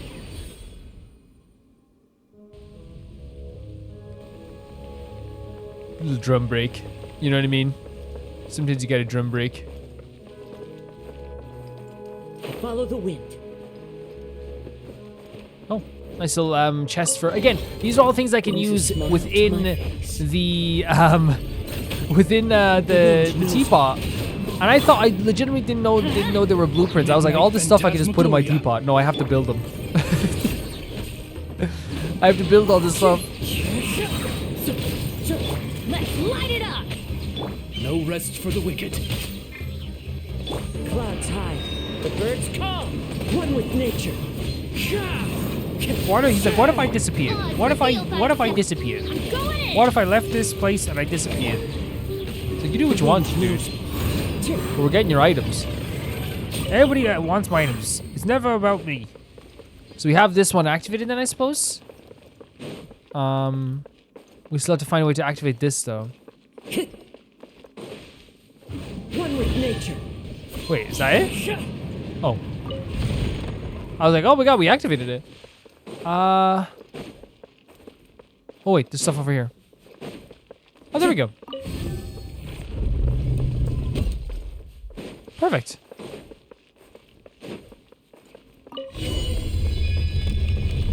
Man, those purple freaking flowers are pretty, but again, like the purple darkness of this place reminds me of like, you know, more of sadness than it does of happiness. What a long tunnel, these strange flowers you saw earlier. Look at this. How deep it goes. The mistress's greenhouse, but now perhaps only these flowers. So the mistress is like the goddess of flowers. Fascinating. With these tunnels executing humans, I don't see any steps paved the way. Everything seems to be shaped naturally. Perhaps it's always weathered away, or perhaps the builders never thought of leaving too many traces or articles about this passage behind. This once a place of inaccessible, all save the priests, or somewhere broken news. Tell me, should Sir... No, I believe that. There were red crystals in the first tunnel, and this one has these large purple flowers. Oh, you know, it's the three eternal companion gods. That's who Oasis commemorates. The wind knows me. So the first one was Have fun with this gift. so the one who needs to name his faith in that the mistress. Yes, now they show some respect, lass. So yes, these slumbers in the eternal oasis are eternal dug in her memory. So the relation between Gurabad and this place. The Lord charged the mortals ideal kingdom of gardens and oasis. That's why we're on the city periphery of this June. But the city of Gurabad fell into the gap of the sand and became shrouded by the death of oblivion. It's like my one critique of this game. Like and here's the thing, it's not just like about the fighting aspect. It's like and I've critiqued this game, of course, but the one thing I'm always just like, man, I wish it was different. It doesn't even have to like be. You don't even have to voice the text. All you gotta do is just keep it on the screen for longer. That's all you have to do. I beg of thee. Like, it's not, by the way, it's not ruining the experience. It's not something that ruins the game. It's not something that I would ever mark down the game for anything. You know, it's like, it's totally like, you know, the one little like nitpick I'd have maybe throughout this whole time. It's just I wish that the text was like easier to read, you know? Look at this. Oh, there's another waypoint marker up there as well. Hello. Okay, did you really want to be that fast to your death? Is this what's happening? Like, come on.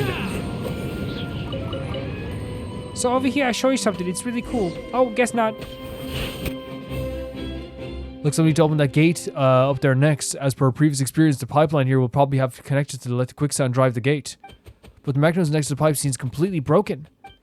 Then we can only see if there's a way to connect the pipes in other places.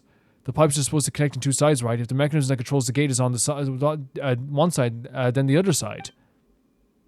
How do you think should lead to that room over there? Alright, let's go see what's in there first. Yeah. I'm not gonna harp on it either. Like, it's just what it is. It is what it is at this stage, you know what I mean? It's what this game is, and I don't think they're gonna change it. Okay, is there another enemy here? Into the wind. Like, here's the thing as well. A lot of enemies, but again, this makes perfect sense when there's lots of enemies. I'm not gonna ever be like, oh, like there's so many enemies, that's so stupid. It's like, we're literally in like a abandoned tomb of an area. It'd be strange if there wasn't creatures popping out at every second, you know what I mean? It'd be so strange. Of course they're gonna inhabit this area because humans haven't inhabited this place in a really long time. Like, what else are they gonna do? Of course they didn't inhabit this place.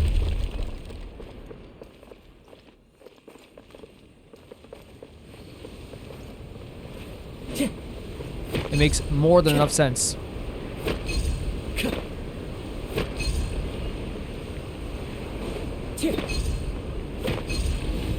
Anyway, activate this. I love this, man. I always love those sand puzzles. They're really cool.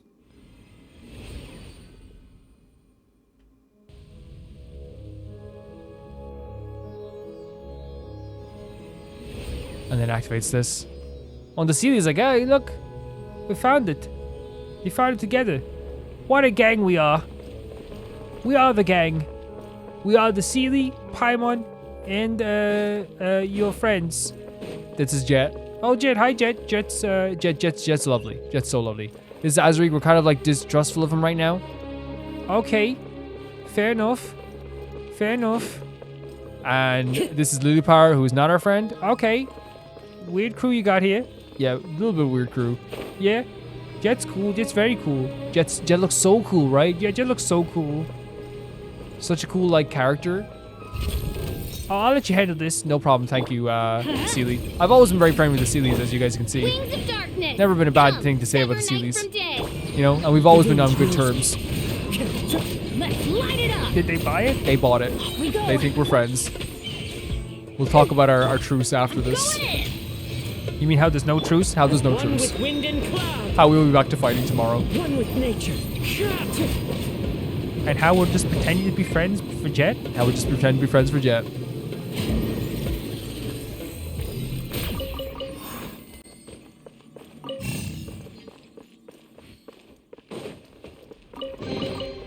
Brings a smile to my face. It does. Brings a smile to my face. If you're smiling on your face, Cosmo, it's a smile on my face too, so. Where's this gonna lead to? I guess well, me following this thing. I wonder what this is going to lead to. It couldn't be the place it's going. Of course it's gonna lead to a place. Oh, yeah, it's gonna reform this. Yes.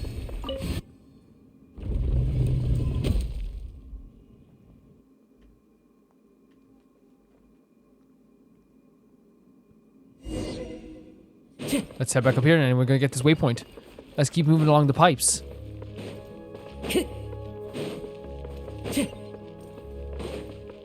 Time to go. Man, there's so many doors and like ancient like writings everywhere and ancient like pictures everywhere on these doors.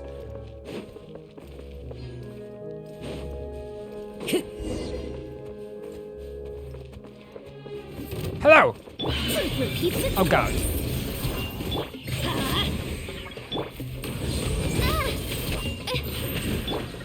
Into the wind. Time to go. And open up our door just that quickly.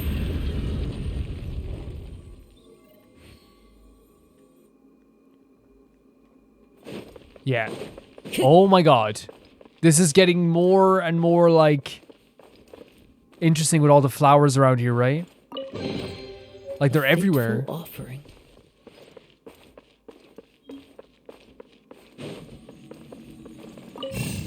Where's this gonna lead to? I keep asking that question as because again, it just goes to your head, right? You're like, okay, just say it. You know, that's I always just say what comes into my mind. It's a fragment just up ahead, my master. Let's light it up. The wind knows me. Is there something in us that that stops? Like, why can't we just be like, hey, be nice to Jet more often, you know? Why can't we say that? Adventure time. Take that. So this one first. Where does this go?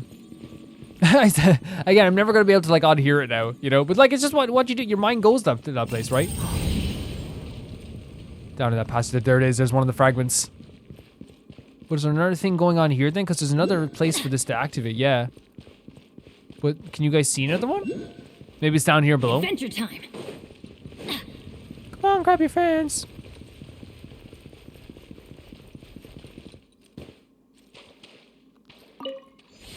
Let's see it work like this.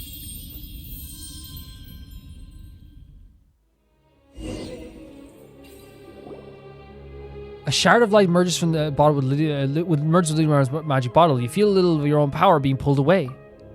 So it keeps saying we keep getting our power pulled away. Through the genie's entranced eyes, you see a ravenous shepherd boy and a bright red pomegranate.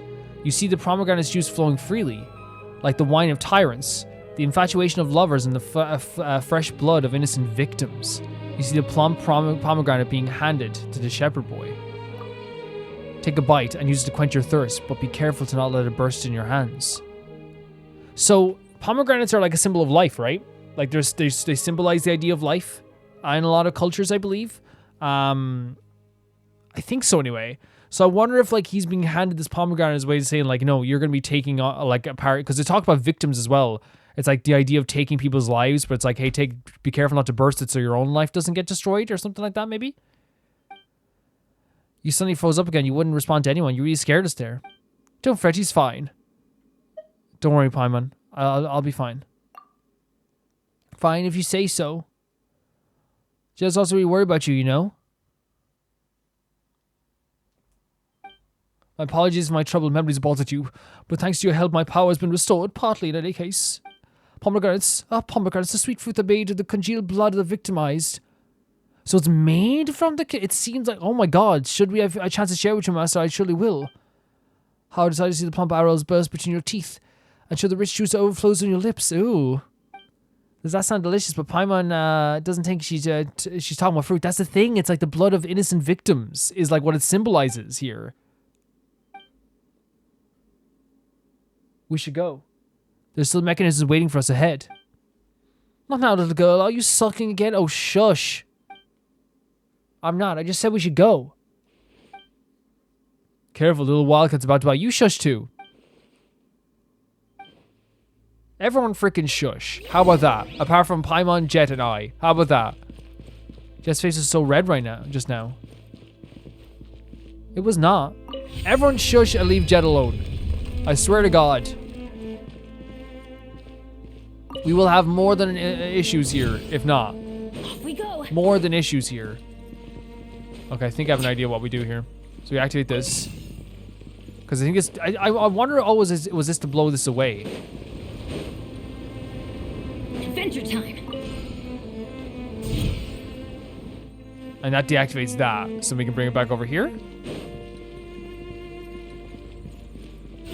And then we activate this again. And it looks like it's going towards the door here. Yes, perfect.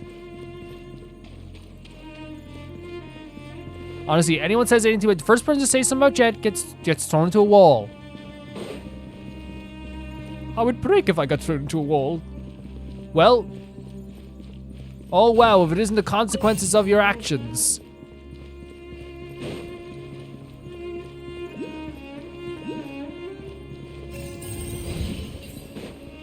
There we go. You have to give me a chest for that. The reward was going forward.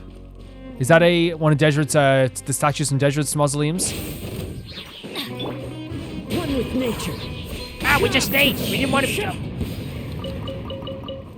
Time to go. Serious meat from the snakes as well. Watch your step, there's a big hole here.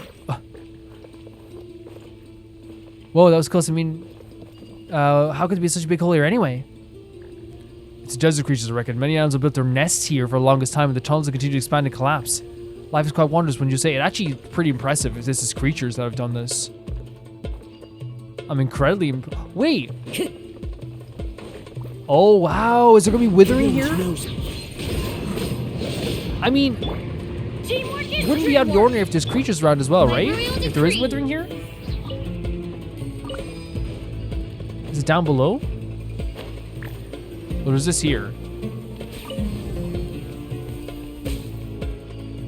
What in the world are we even looking at? So is this over here? Okay. But it's down below is where they want us to go. But I'm not sure how far down they want us to go. Just literally down here? That's far down from all the other places we've just been. This is the mechanism. This entire tunnel no longer bears any traces. Okay. We'll look back and read that again. Again, like, it's not a big deal. It's not a big deal. I can look back on it. Like, obviously, like, it's just a wish of mine that, like, it would stay on the screen for, like, literally, like, 3 seconds longer in most cases, and we'd be fine. But it's You know what I mean? Like, Again, it's not a massive It's not a deal. big deal. It's not a big Oh, he's saying as well. This entire, This mechanism, the entire tunnel no longer bears any traces left to mortals, yet the structure remains intact. How ironic. So, like, the structure that the mortals created is still intact. No, the natural... Oh my god. It reminds me of, like, the chasm, right? Like, it feels that way. I guess that's just because it's, like, you know, the purple on stone, you know, reminds me of chasm stuff usually. Got chasm on the brain, I suppose. Forever and ever. Follow the wind. It's interesting, there's a lot of Sealies down here, right? I'm willing to bet that the reason there's a lot... Oh, we have to go back up, do we? Yeah, fair enough. I went too far down. It's interesting there is a lot of Sealies down here, though, because what that says to me is that this is a place that is close... We're in the Goddess of Flowers domain. Of course there'd be a lot of Sealies around here. That makes perfect sense.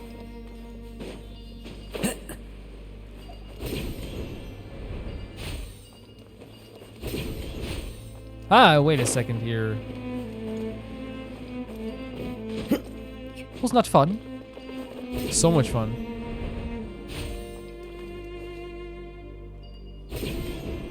Thank God they made traversal in Sumeru so easy. Oh, the mechanism's over there. I didn't even see it.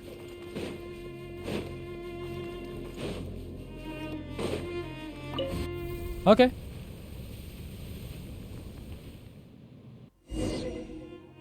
I have to go down deeper then. Yeah, now we have to go down.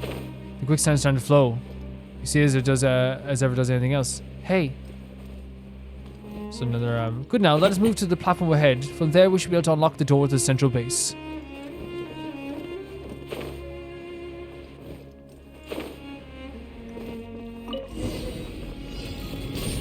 Let's defeat the, oh, protect the device again, yes. Time to go. Where'd they come from? I thought Azuri was like trying to destroy the machine for a second. I was like, what's happening here? Ears of the storm. What are you doing? The wind knows it. Falling leaves. Adorn my. Let's light it up. Look at that. When you do Kazuha's power like that, like it's so impressive. Like how much damage you can do along with that and the what you call it, the C6 of Farazan as well. It's so impressive. 9 creatures, by the way, this time. One with wind and cloud. And we're already at 88% here. We go. Okay, calm down. Calm down. Okay, we should stop trying to destroy things. Maybe we should try making things live. You know what I mean? That might be better for everyone involved. Think about it. Into the wind. Like, imagine like if everything was living. You know what I mean? If like you're destroying things, what if we make things live? The wind's moving. Teamwork is dreamwork. Clouds high. The birds call.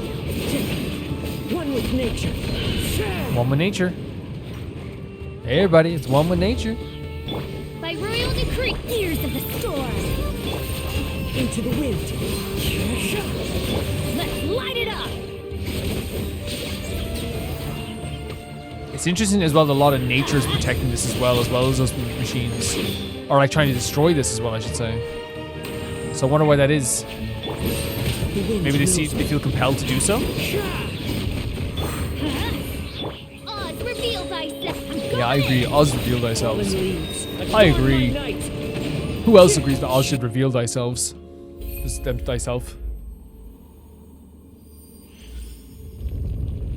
Crazy. And we're still going deeper.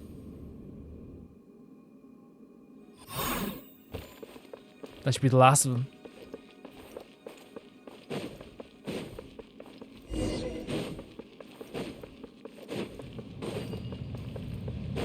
And we're back in another area like this again. Alright, now it looks like there's only one passage left for us to open. What, there's more? Paimon's legs are already sore. I'll pour Paimon. And you know it's because you walk and you're doing 2 feet? Nah, Paimon's just speaking for a wander. Yeah, you must be tired, right? Oh, I'm super beat. Yeah. Oh, always. See? What if I would tell you? We walk so long and even Wander's tired. I was just messing with you. This much walk is hardly a challenge for a veteran adventurer, you know. But if you're really tired, Paimon, why don't you let me carry you around? That would be really sweet. No need. That would just be embarrassing. Honestly, like, you know, Jet carrying Paimon around would be very sweet. My memory is gradually coming together. I can now guide you to the next location. So there's one more location after this as well to get to the Eternal Oasis. Return to the surface. Wow. Yeah, no, like, it seems that, like, it's, like... that there's, like, gonna be some... Like, I guess the reward down here at the end is the Eternal Oasis. It's more lore about the Goddess of Flowers, so I'm not too upset about the idea of, like, having to, like, do this over and over again, you know? It's not terrible. So return to the surface. Which I did. Next up is the 3rd cave. Will the big iron ball still work? It's over 500 years old now. I doubt we can rely on it much longer, so we must act quickly. I shall lead the way. Our path gets smoother the further we process, it seems. Alright, come on folks, into the pilot cabin. We return to the cockpit of the giant machine with Azarik and Jet. So we're doing this again. And we're going to activate it again.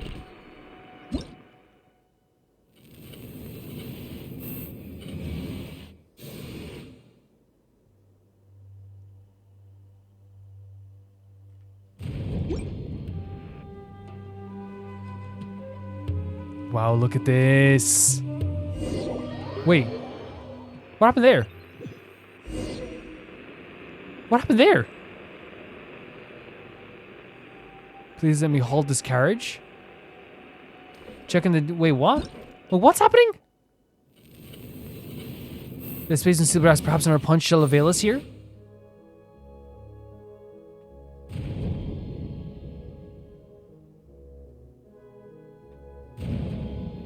Wait, we don't have to do more power-ups, do we? That's a bit strange. Turning on the panel should do the job. I'll let you do it. Would it be nice if I stole fun from you, you know? Okay, but yeah, that's a bit strange to make us do it again, right? I feel like there's no, Oh, destroy the obstructing rocks? Okay, I thought they were making us do, like, power it up again. Oh, wait, we're doing it with this. Oh, that's fine, yeah. I thought they were making us restore power again. I was like, that's a really strange thing to do.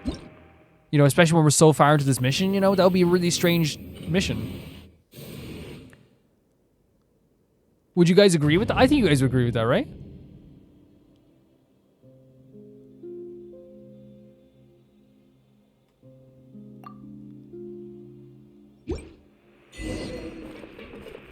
Yeah, no, I understand. Yeah. Because at the time I thought they were like we had to restore power again. But no, what it was is that we just had to destroy the rocks. Restoring power again would have been silly. What's wrong, Ezra? Are you feeling unwell? We can take a break if you're tired. No, I'm good, real good in fact. He's so excited about this. Jet, we need to talk. If it's something important. Before that, Wander and I have a favor to ask. What is it? Would you hand the Mother of Jinn over into my keeping? Huh? Well, aren't you a hasty lad? Far too hasty for your own good. Azri, you're like an elder brother to me and I respect your guidance, but I don't understand. What's going on? Please tell me. Explain everything. I'm doing this for Tanit. We're getting close to our destination and it's best for us that we take care of the Mother of Jinn rather than leave her to an outsider's hands. Oh, no. Something's happening here. Don't try this. Is this a request from Matriarch Babel? It's a rational choice. If she knew this, she would give her consent. That wasn't my question exactly. You keep going around her questions. Is this a request from Matriarch Babel? Exactly, Jay. You tell him. As I said, I do this for Tanit. Stop trying to do this thing, this going around manipulation stuff. The Mother of Jinn will be an invaluable asset to her in her hands. While in her hands of this outsider, she's nothing but a toy, a trinket. Stop going around the question. Think about it. If we possess her power, we'll be able to recreate the verdant oasis in the desert again. Hasn't that been Matriarch Babel's pursuit this whole time? Once we finish this quest, Matriarch Babel will recognize your contributions by appointing you her successor. And your Outlander friend will be rewarded accordingly. That is so manipulative to me. Everyone wins here. You, me, and of course your friend. You'd agree with me too, wouldn't you, Outlander? I don't respect your decision, but I wouldn't be so sure. Luther doesn't seem to like you much. Hyman doubts she would come with you. Huh, well said, but allow me to remind you, my contract between my master and I can only be broken by death. You're right, my apologies. This is nonsense. I said this is nonsense and you're full of it, traitor. Jet! You insult me with your filthy lies and I demand the right to respond with my blades. Jet! I'm so proud of you. I'm so proud of you.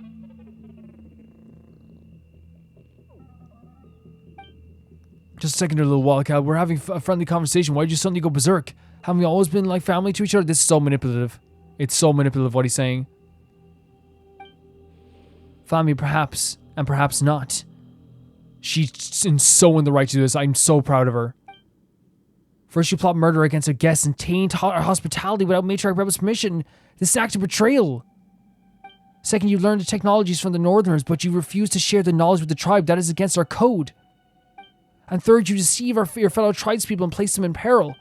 You're right. You know I've always tried to view you as a brother, but what about you? You've forgotten your mother's name. That's to demand you cleanse your defilement with your weapons. Jet is like, this is exactly what was said before. Jet's not dumb. Jet's not stupid. Jet was understanding this from the whole time. The whole time Jet was the one who was like, something's happening here. Something's wrong. I'm so proud of this girl. Calm down, calm down. Look, we're in the middle of the desert. If you kill me now, who'll be able to prove your innocence? Oh, so our little wildcats finally bared their fangs against a tribe, huh? That's what everyone will say. You'll be seen as a traitor again. He's so manipulative. He's so manipulative in this. Will someone who's betrayed their own tribe ever be accepted in the desert again? So what? The only reason I left to let you live till now is that you never did us any harm, but now that reason too is gone. You know what happened here? Oh my freaking god.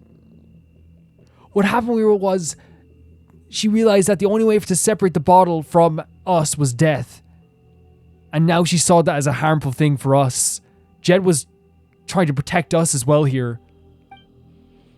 I suggest you calm yourself down. We can still talk. There's no need to resort to violence. I am so proud of her. I am so proud of Jet. I am calm. Pick up your blade. I'm so proud of her. I didn't expect things to go this far. I can hope you will forgive me. Oh my god. Oh, they appeared as well. So what she saw through this whole time, she believed from a very early point here that he was the one who brought all those soldiers to attack us. Traitors, you're the one who'll make it back alive. The only traitor they'll remember is you. not only that, but like she also believed that like, and I think she probably believed this at the start from when they first appeared. You remember they just appeared randomly? Nature. Well, I'm not against your squabbling, but vandalizing machines. Does it look like they, okay, that was very quick. Darn it. Everybody stand back. She noticed that from the moment they showed up, and we saw that too in a way. When they showed up at the camp randomly, that's the same way that the people who attacked us showed up as well. And then when he basically, she saw it as a threat to our lives. When he was like, yeah, I understand the only way to separate from the bottle is to kill him. Oh, stop, little wildcat. That's so manipulative. You disgust me, Jet. I'm so proud of you. I'm so proud of you. I'm gonna ask you for forgiveness. Just hear me out. Last words, I'll make it quick. Jet, like, again, you don't have to do this if you don't want to, but at the same time, I support Jet. I support Jet. You let me down. Jet, I thought you'd understand. I reckon we could work together. Don't start this. You struggled to make a living too. We're so alike. You care about the Tanit. You've always been loyal, no? Please reconsider it. Think about it. Imagine what the eternal Oasis brings us. Of infinite future fertile lands and endless opportunities. Future children will no longer have to beg for food from the city and the rainforest, nor will they have to learn the killer's trade. They will no longer have to rely on some strong man just to live with some dignity. Think about it. Jet, Babel is no worthier than us to rule the Tanit. This is so bad. And it's so bad because like it's taking advantage of the fact that he knows that the idea of family is so important to her. Think, Jet, you're a smart girl. You'd have done the same for the Tanit. And you know what the difference is here? When we say, like, personally that we know Jet is smart, we're saying it as, like, we know Jet is smart and she's able to go past this. You're a smart girl. Again, it's a tactic. It's always been a tactic of people like this who do this stuff. Come on, you're not stupid enough to think this, are you? Are you finished? Oh my god, Jet. Go on, if you spare my life, I can get my friends on the outside to spare yours too.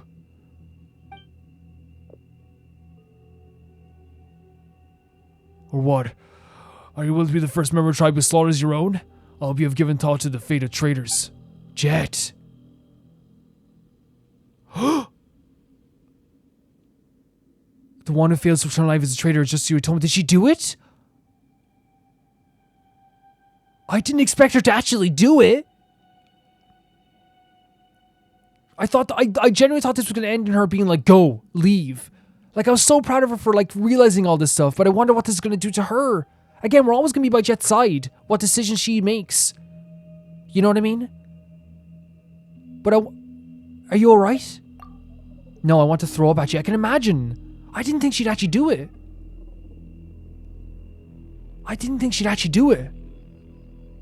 Again, like I said, I'm so proud that Jet found this out and Jet stood up for herself and Jet was so smart to figure this out and said, pick up your blades. It was such a badass moment. I just expected that, like, you know, she might let him go. This is such a hard thing for Jet to do. That's why I'm saying you don't have to actually do this, Jet. You know? We'd still respect every decision that she made. Oh, it damaged the machines that did the fight. If you understand what I may wish to warn your fellow tribesmen or something, but I'm obliged to say that this big thing will not hold up any much longer. My master, for your own safety, we should leave as soon as possible. Let's go. Oh my god, we need to find a place to talk about this as soon as possible. Oh my god, the whole room comes going up. The fight probably did this. Like, such a mix of emotions. It's like, there's such a pride in Jet for realizing this, but also, like, I don't want her to, like, again, of course she's gonna feel sick after this. You're awake, how are you feeling? Are you hurt? Can you still walk? Oh, Paimon's so worried about us. That was horrible. You alright, Wander? Let's get out of here as soon as we can. Who knows, this big guy might explode again. I know the little plight for Paimon. I feel a little dizzy, but don't worry, I still recognize you. Still joking, huh? Alright, let's get out of here. I'm still here as well. My bottle remains intact. Cool. Jet, Paimon's more worried about you, honestly. Are you okay there? I just got a few more scratches, nothing much. Alright, let's move on. A safe place this is not. That was Lily Power said it, by the way, yeah. Man, I am like... And there's the Fatui. There's the freaking Fatui again. Wait, that's where we have to go. These people, why are they here? What happened there was Jet was realizing this more and more as she went on, and she was being quiet about it. The inconvenient truth, remember that? That's Artify? It is. The inconvenient truth that we heard about, right? That was the inconvenient truth. Was the idea of, like, and Lilypar said this at the start, the inconvenient truth is like accepting that people might be here to betray you. And Jet took that personally. There's a pride in me, of course there is, but there's also a sadness because I want to talk to Jet about what just happened. With the Fatui. Yeah, with the Fatui. You shameless traitor, how dare you show up here? Explain yourself. Wait, please calm down. I'm calm. You just mentioned Azarik, didn't you? I've already dealt with that filthy creature. I won't mind having a repeat performance with you. And this is what was taught to her, by the way, from Babel. The idea of how you deal with traitors. I thought you saw him as a brother. This is why it's so difficult and I want to talk about this with her. Brother, my foot. And you, traitor, I better take stock in your situation. Each word you say could be your last. Wait, I'm really confused right now. Just give me a second to organize my thoughts, please. Organize your thoughts? Of what? Of teaming up the Fatui? And you guys, you're with him, aren't you? It's a long story, if you would. Shut up, I'm so sick of trying to have to be reasonable with these bad guys. I don't care. What you have to say, my blades, though, have a lot of things to say to you. Wait. Oh, she's going for it again. She's going for it again. Oh, my lord. Hurry. Stop her, stop her. Oh, calling out to the Fatui. Easier said than done. Attack the golden one, the one with the golden hair. You know, we're Vice Jet's side. Jet started this fight, we're help her finish it as well. That's the way it goes. We've done this many times before, people too have started fights too. Silence, your sword has not proved your innocence. But I think what's happening here as well is, like, again, this is what Babel taught her. This is like what you do. If a traitor is in your midst, you destroy them. She even told him to come back. Like, she told him to do this. You come back with his head. This seems bad if I drop something. Let's check it out. I just want to be able to talk to her about this. You got familiar with these desert robbers, haven't you, Paimon? Don't make it sound like it's something normal. It's like of course you'd be super frustrated. Your brother. She had to take down her, like, who she saw as her brother. I need to wind my blades. Help me keep watch. To Adderfy, if you see this letter, make haste to designated coordinates to meet me. Do not forget to bring our contacts from the north. That's the Fatui. I should have rid of us that meddling blonde outsider by then. Ensure that the Northerners endorse Jet as our tribe's matriarch. For my part, I shall do all I can to convince her to marry me. Since Babel treats that traitor's daughter as an apple of her eye, and even wants her to inherit the tribe, let her taste the bitter fruit that she has sown. Once that happens, I shall revoke all the crimes that Babel had laid on your own person and pave the way for your next investment. I won't pursue the matter of your cooperation with the Northerners, just as Babel once secretly ordered. You will be the tribe's proxy for trade with them. I pledge not to rob or make secret moves against the outsiders who have potential to matters of trade with us. Remember to make all haste. You must arrive before Babel discovers what we're working together. So it says that Babel has laid...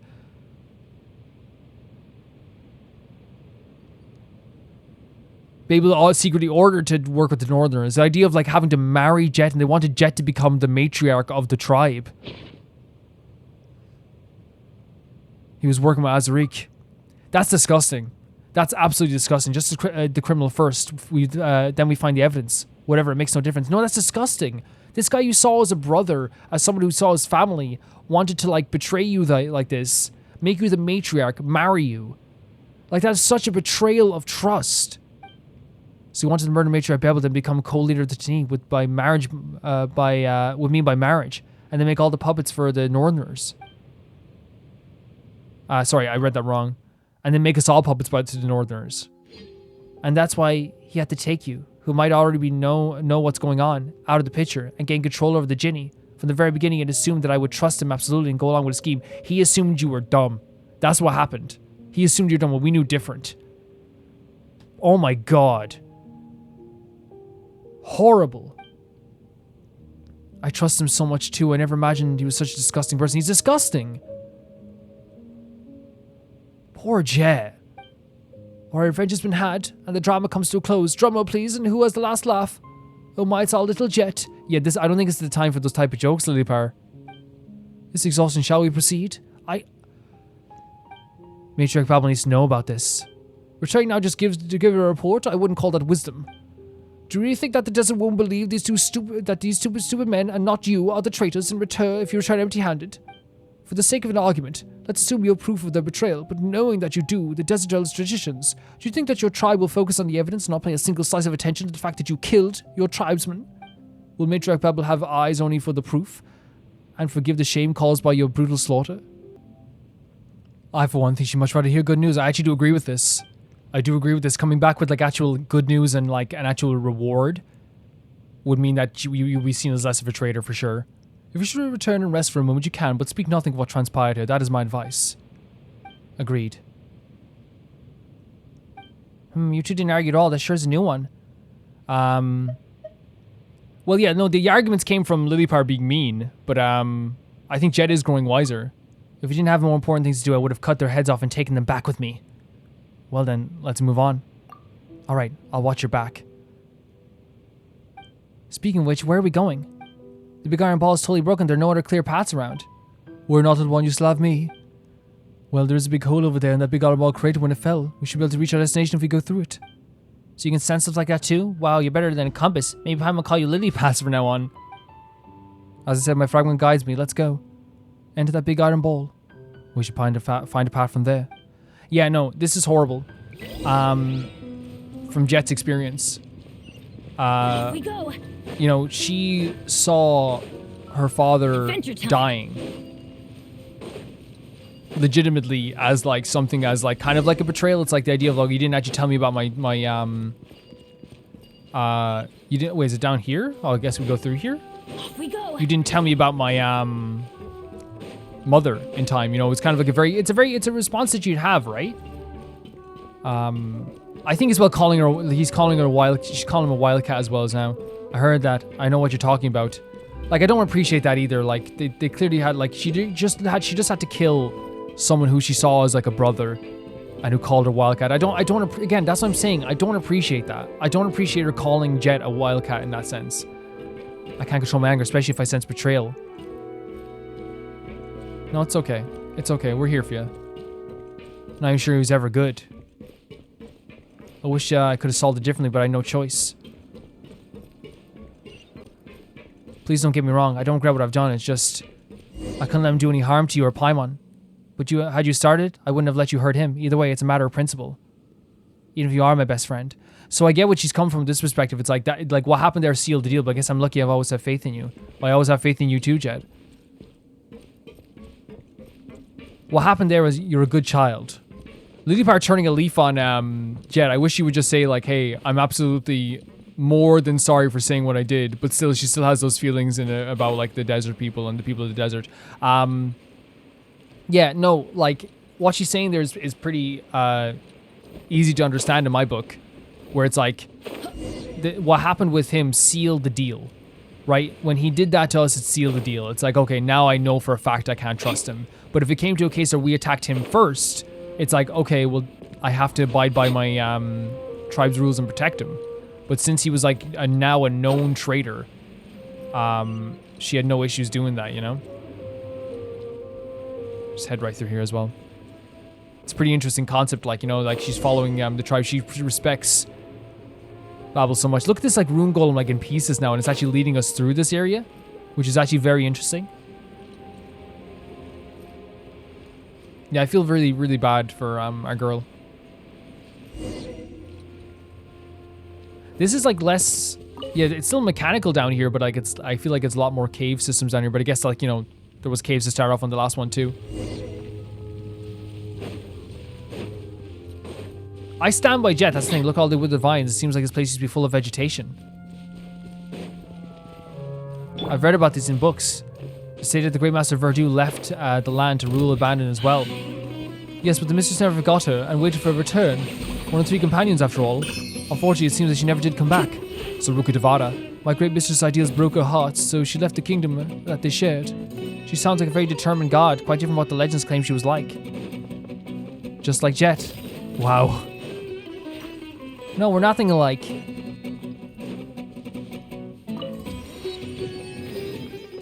The discussions of like, I guess that companionship, like I guess as well, of Rukudavata, the goddess of flowers. In this case, you know, Lilypar's words, the mistress of flowers, and Deseret. And the idea of ideals and how, like, you know, they were like much more determined than maybe we thought. You okay? It's just a crevice. Yep, crevices in Genshin. You know, I know a good crevice when I see one. Time to go. Into the wind. Hey, I know a crevice when I see one. The fragment's right behind this gate. I can sense it.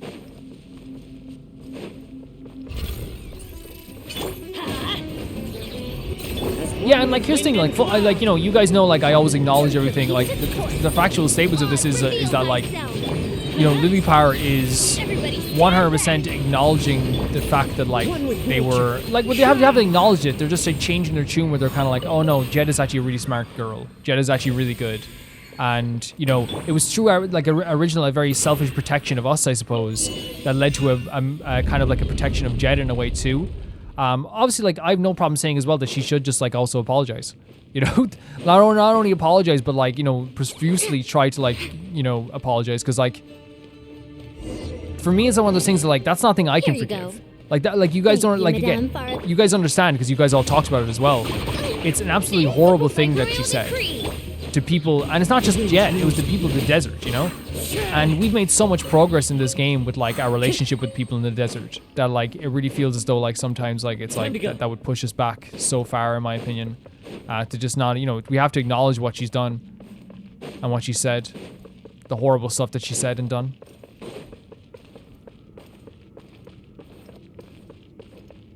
Because it was horrific. It's like, oh, there's so many creatures. We love it.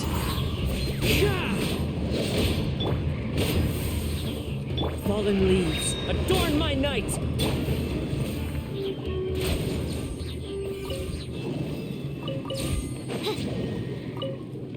Let me activate this as well.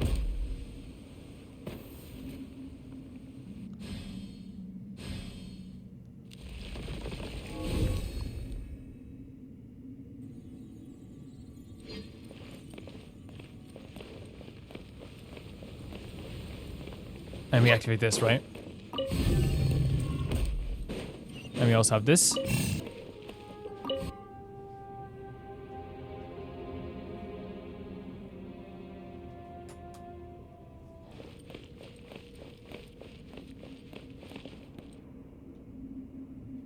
It's always like you have to take a look around the room first, don't you? Exploration knowledge?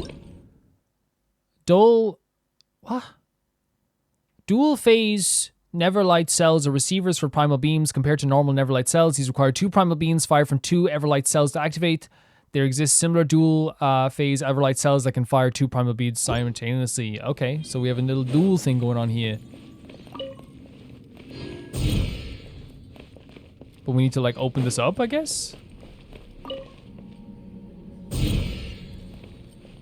Is that it? I'll take it. Trinkets Sure. lie veiled within this desolate plain. And then we activate this there to get that. Okay. This red smoke, by the way, around this little tombed area.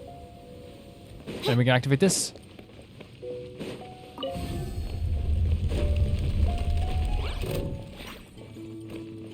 Why are you gonna fight us? I fought 3 million of you today. Oh, please, come on. It's our lucky day. No, it's no. Come on, guys, just come here. Okay, fine.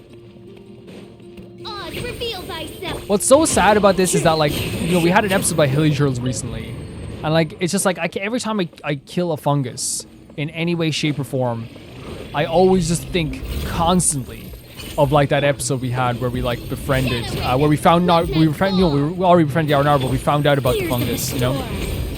And it's hard because, like, the same thing with the Hilly Churls, you know, with Calibre, you know. It's difficult. Teamwork is dreamwork. Clouds high, the birds come.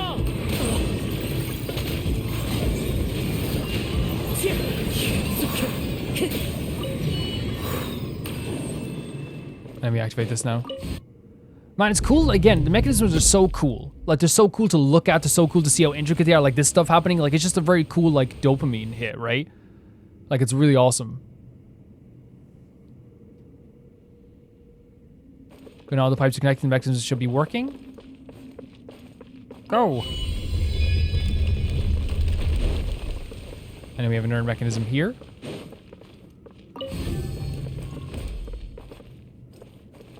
And it activates this here. Oh wait, there was a thing up here. Yes. We almost forgot about the blue ball that we were sending around. You almost forgot about me. I almost did. It's funny, you never forget about Paimon. Are you comparing yourself to Paimon? Am I not? Is Paimon not like me? No, Paimon's like my friend. What am I then? You're a blue ball of light. Okay. Seems a bit Who rough. says there aren't benefits Seems a to bit life like of you're playing wandering? favorites with your children. You're not. Paimon's not even my child. Okay, well, life goes on. See you, best friend. Okay, now I'm your best friend. Time to go. Now I'm your best friend. Cool. My fragment's not far behind the door. One with nature. Another water supply station. So the temple is also a water supply station. Imagining what the world was like before. The end is nigh, for this place will soon fall into ruin. Even the Master Sands cannot guarantee the eternity of the Oasis. Adventure time. Oh, there it is. And there's also a Dendro Seed of Orichalcos here as well.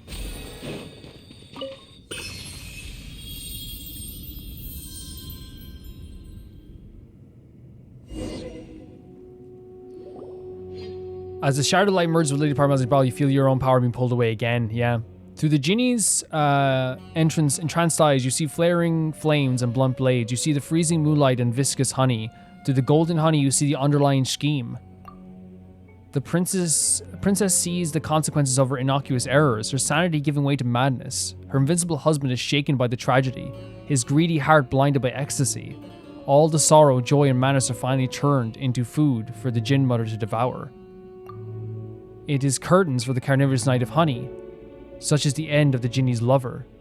So we know about like the genie and like the idea of like covering a whole city right in honey. Was that it, like encasing it in honey? And did they feel betrayed by their lover?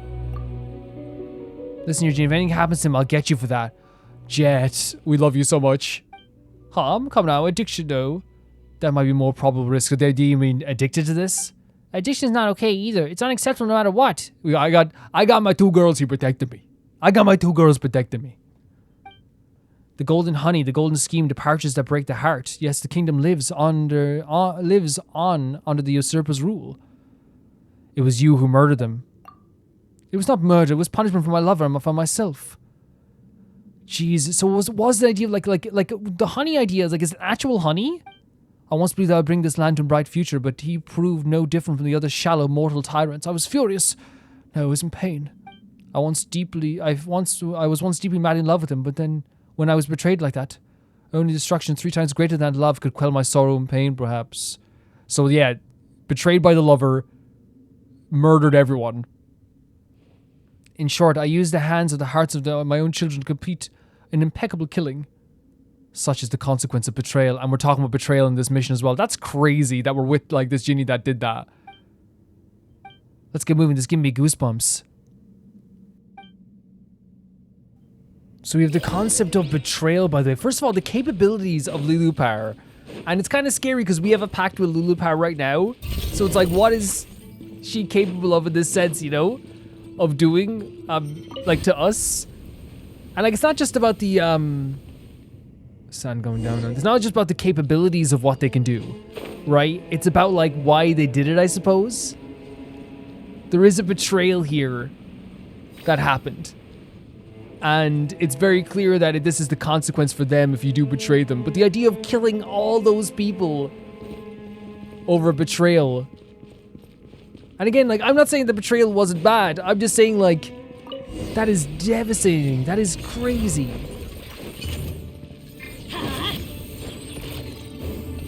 Have fun with this gift. But that's insane.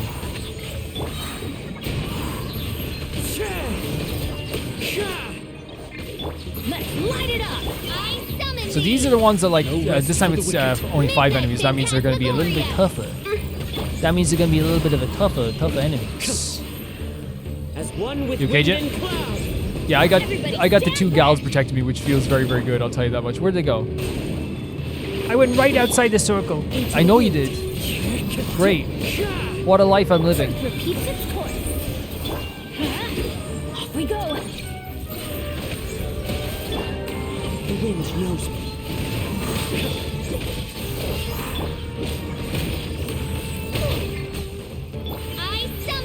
new entry. Consecrated flying serpent. Oh my god. That is a big boy. Fallen leaves. That is a bigger boy than I thought it would be. Oh my god, it's like ethereal. By royal It looks pretty decree, sick though. Teamwork is dreamwork. Into the wind. I was trying to wait for it to come closer, but it was not coming closer. As you wish, main Fräulein. Years of the storm. The wind knows me. There, got some sick damage in there as well.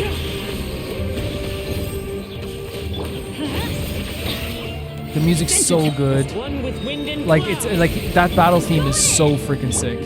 I'll leave you to destroy this one. Oz just sometimes just does it himself. Oz just is able to do it, you know? And here we go, the last one. What? Is that stone moving down, or is it just the door moved up and gave us a different perspective? Let us simply follow. This should be the last mechanism. Should we go check out the goblet at the center? Holy hell. I'm so excited to see this goblet. It's terrifying me, but at the same time, right in the center is the crystal goblet of Al-Hamar. If we get there, we should be able to find a way to enter the Eternal Oasis. What is it? Got anything to say, Ginny? Something smells familiar, but no, it's nothing important. Anyway, let's head over there first. Please be careful, my master. I will protect you from the sandstorm. On Ludipar's protection, you pass the Leaguer of Sandstorm and land safely on the platform. Yeah, that was the power that we were building up, right? And that's the fragments we found too, in each place. Holy hell, look at that. That looks like the Ginny. What is this place? Careful, I sense a strange power.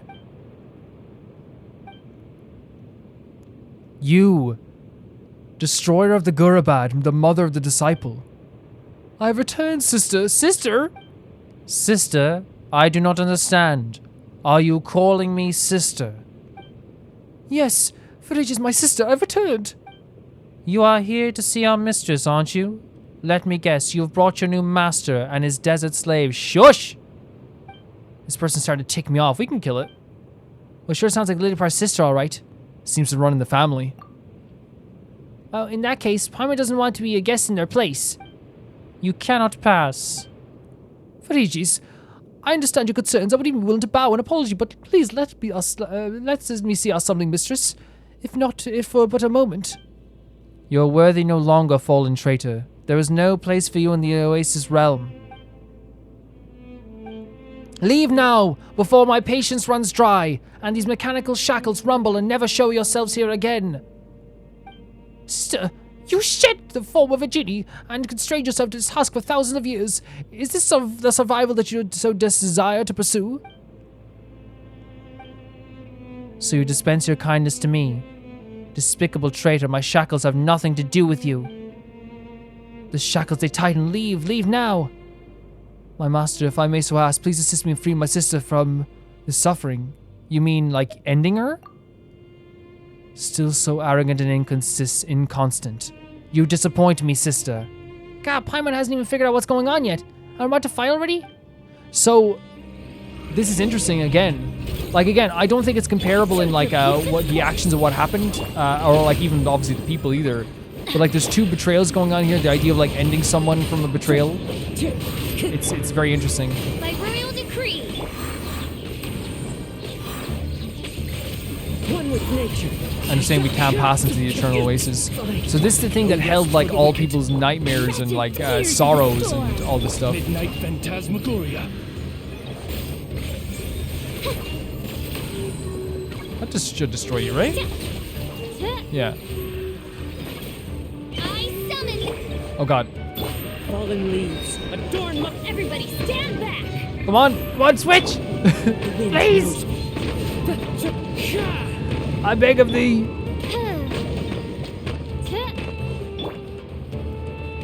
One with nature. I think it's a set amount of health, though. Yeah, it's a set amount of health for the boss. Let's light it up. Do you bewitch your new master, by the way? That's another phrase there, like, again, the idea of bewitching us. Like, and she talked about how earlier it's like an addiction, like us, like, you know, taking the power from us and stuff like that. So I wonder if that has anything to do with it as well. No rest Interesting. for the wicked. One with nature. This is such a cool location, by the way, as well. If you just look up, like, look what we're fighting in. Look at what we're fighting in. Where are you guys going? As you wish, main Fräulein. Truth repeats its And this course. music as well. This is perfect. This is such an interesting battle. Like, and not just on location alone, obviously, but like, it's like all of it's just like so freaking impressive. Oz, reveal I don't think thyself. they attack Oz attacks inanimate objects, so that's not that they're not an object, you know what I mean? You are like those sightless, vicious mortals. No, neither not. Okay. So like, I think she's saying that like we are like the mortals, like, you know, not knowing, like, I guess maybe what she was about to say was like we don't know what we're doing or what we want to do or what we truly need.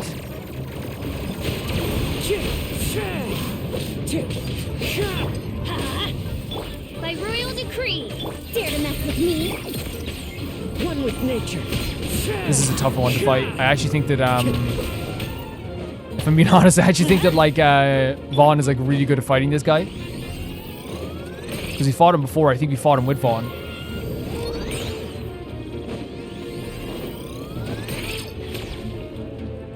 Oz, reveal thyself.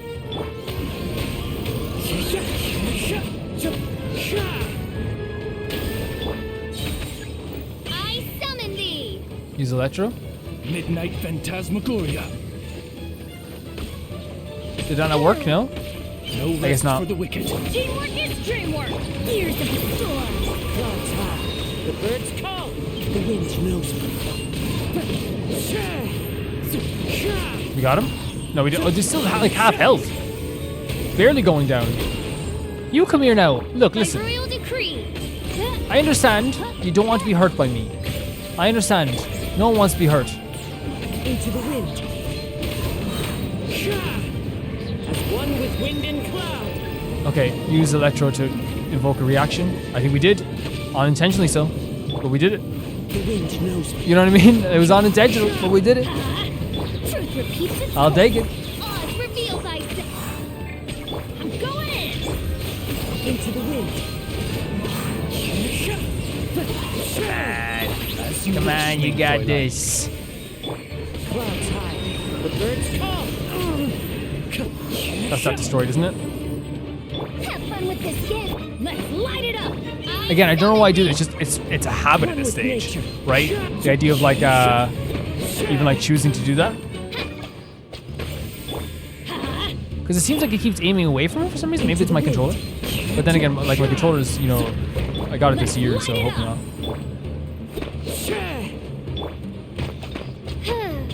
Time to go. One with nature. Hopefully we don't have to go another round here. Because I am going rather slow. Royal decree. My shackles, my oath. My chains, my oath. You broke the shell, the spirited form shall soon vanish with it also. Folly, just like him, some mere mortal. Why? What kind of desire did you hold? The empty tomb, it will crumble just like me. And just like you who are not whole. I know, my sister. Still I must go there where our mistress slumbers. That is where the answers I seek lie. Where the goddess of flower slumbers. No, nothing there, but the coalescence of regret. Farewell, my sister. The ancient mechanism named Phryges, or perhaps Ginny Phryges, who indwelled the mechanism is silenced forever.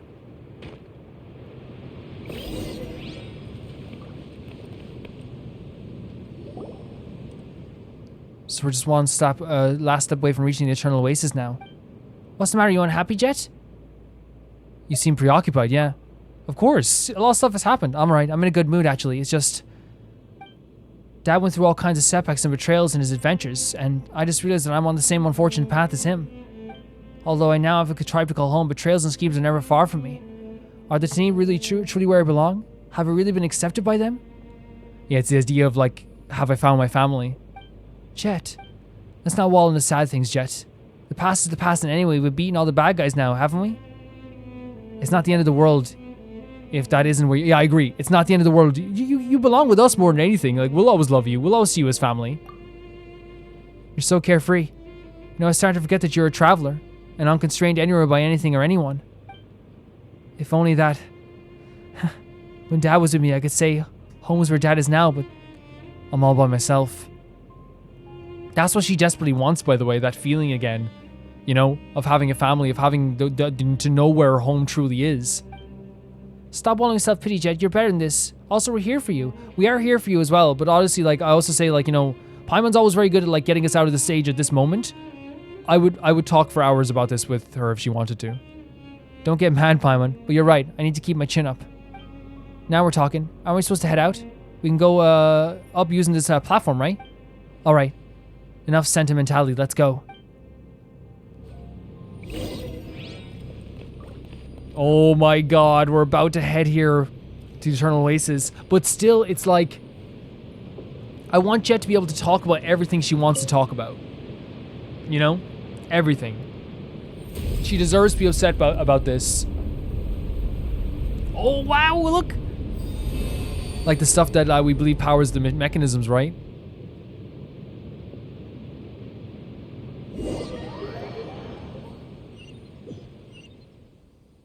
Oh my god. This feels like we're in a different world already. It reminds me of like the R&R places. It just feels like we're in a different world. Oh my god.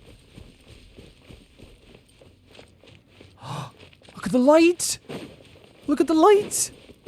Look at the light.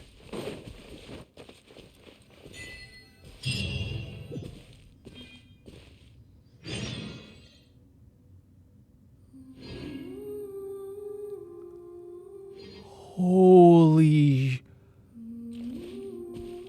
The music. Oh my god. Oh my god, the orcs. And everything's frozen in time. Oh my god. The music accompanying this as well?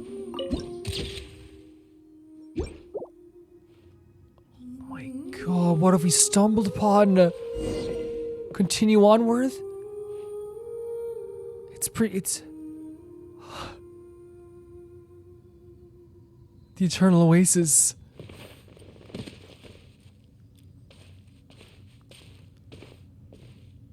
Dear Lord.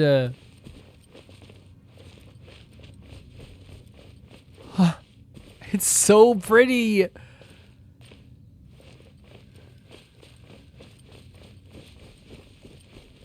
Okay, so they didn't mean maybe the other way. They want me to continue onward. I turned up my TV, so sorry if there's an echo, guys. I turned it up. Oh, here. The music. Oh my god, I didn't think the place like this could exist in the desert. But look at the sky as well. Like, everything is just so freaking pretty. Was the sun already going down when we first came out from the underground? Now, this is my mistress paradise, a place frozen to the point where the sky kisses the waters, where ingenuity and devotion commingle. The resultant here and now then is named eternity. Paimon understood almost none of that. But why is that? It's why nothing moves here, right? Is why my parents regard this place as their final destination? Those are not my words. Interpret this however you will, poor child. Lilybar started to feel sorry for Jet in a lot of ways. Jesus Christ, guys. This is behind a world quest? And here's the thing, by the way, world quests have been really freaking incredible, and they started to kick up in gear, I think, even more in Inazuma, and then onwards, and like got even like, you know, crazier and crazier. But this is like top 10 most magical things you could witness in Genshin Impact, right? Did they want us to go over here to this side? This is insane. Do we have a map of it? We do. What in the world? And the water is perfect. It's like a glistening diamond.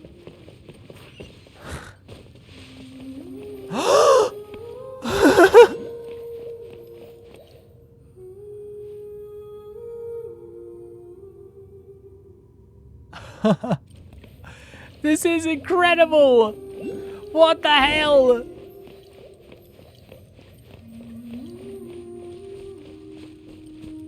This is the reward. This is what I always say. I don't need gems. I don't need level up books. I don't even need a new character. And it's like little chairs. Read. Seek the blossom of eternity and reclaim the memories long lost. You notice a letter missing from each inscription on the 3 thrones. Perhaps you can use the clue in the inscription to discover what was lost. Wait, 3 thrones. Is this where maybe Ruka Devata, the goddess of flowers, and King Dedrit sat together? In bed? Use memories of the eternal. I wonder if that's the part of the quest we're going to be doing then. Look at the freaking birds. My mistress, she's not here. Instead, here's another fragment of myself. The music is haunting. Haunting. Absolutely haunting. And here we go again.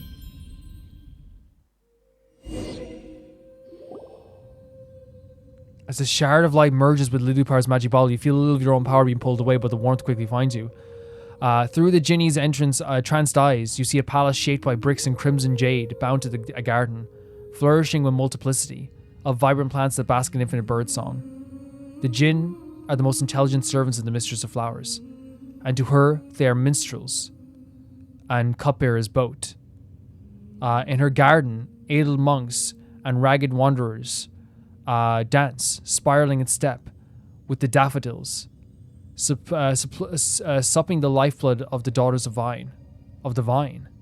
Here is a garden like any other, a place where the Lord of Flowers once lived, a place where she now sleeps. The rose blossoms like crackling flames, setting the lives of nocturnal birds aflame, and through the candles smile gently. They offer the approaching moths only rune. So it's like, there's no, like the light isn't something that, like, you know, it's not like a light at the end of the tunnel. It's like a freight train or something. You see her reach out and behold a skin gleaming with lunar sheen. You gaze upon her mien and witness ineffable beauty. Her appearance is like totally of her Jinn. Their wondrous aspects only merely petals to her complete flower. Her being the quintessence to every last sentient existence. And then you meet her gaze and face nothingness. You greet the endless void, falling into its embrace, mind afire with constant terror. As your consciousness clears, you find Jet clutching your head, her expression clouded with concern. What? Is that... Dude... Hold on a second here.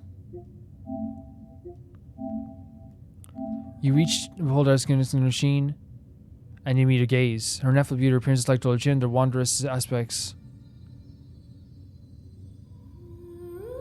Is this talking about the goddess of flowers?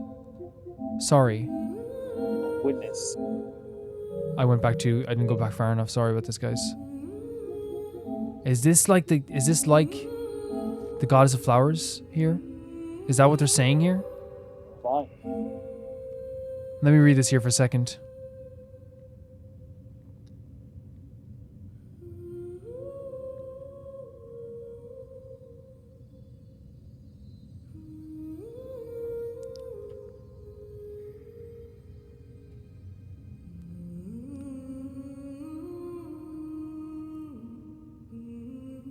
Is it?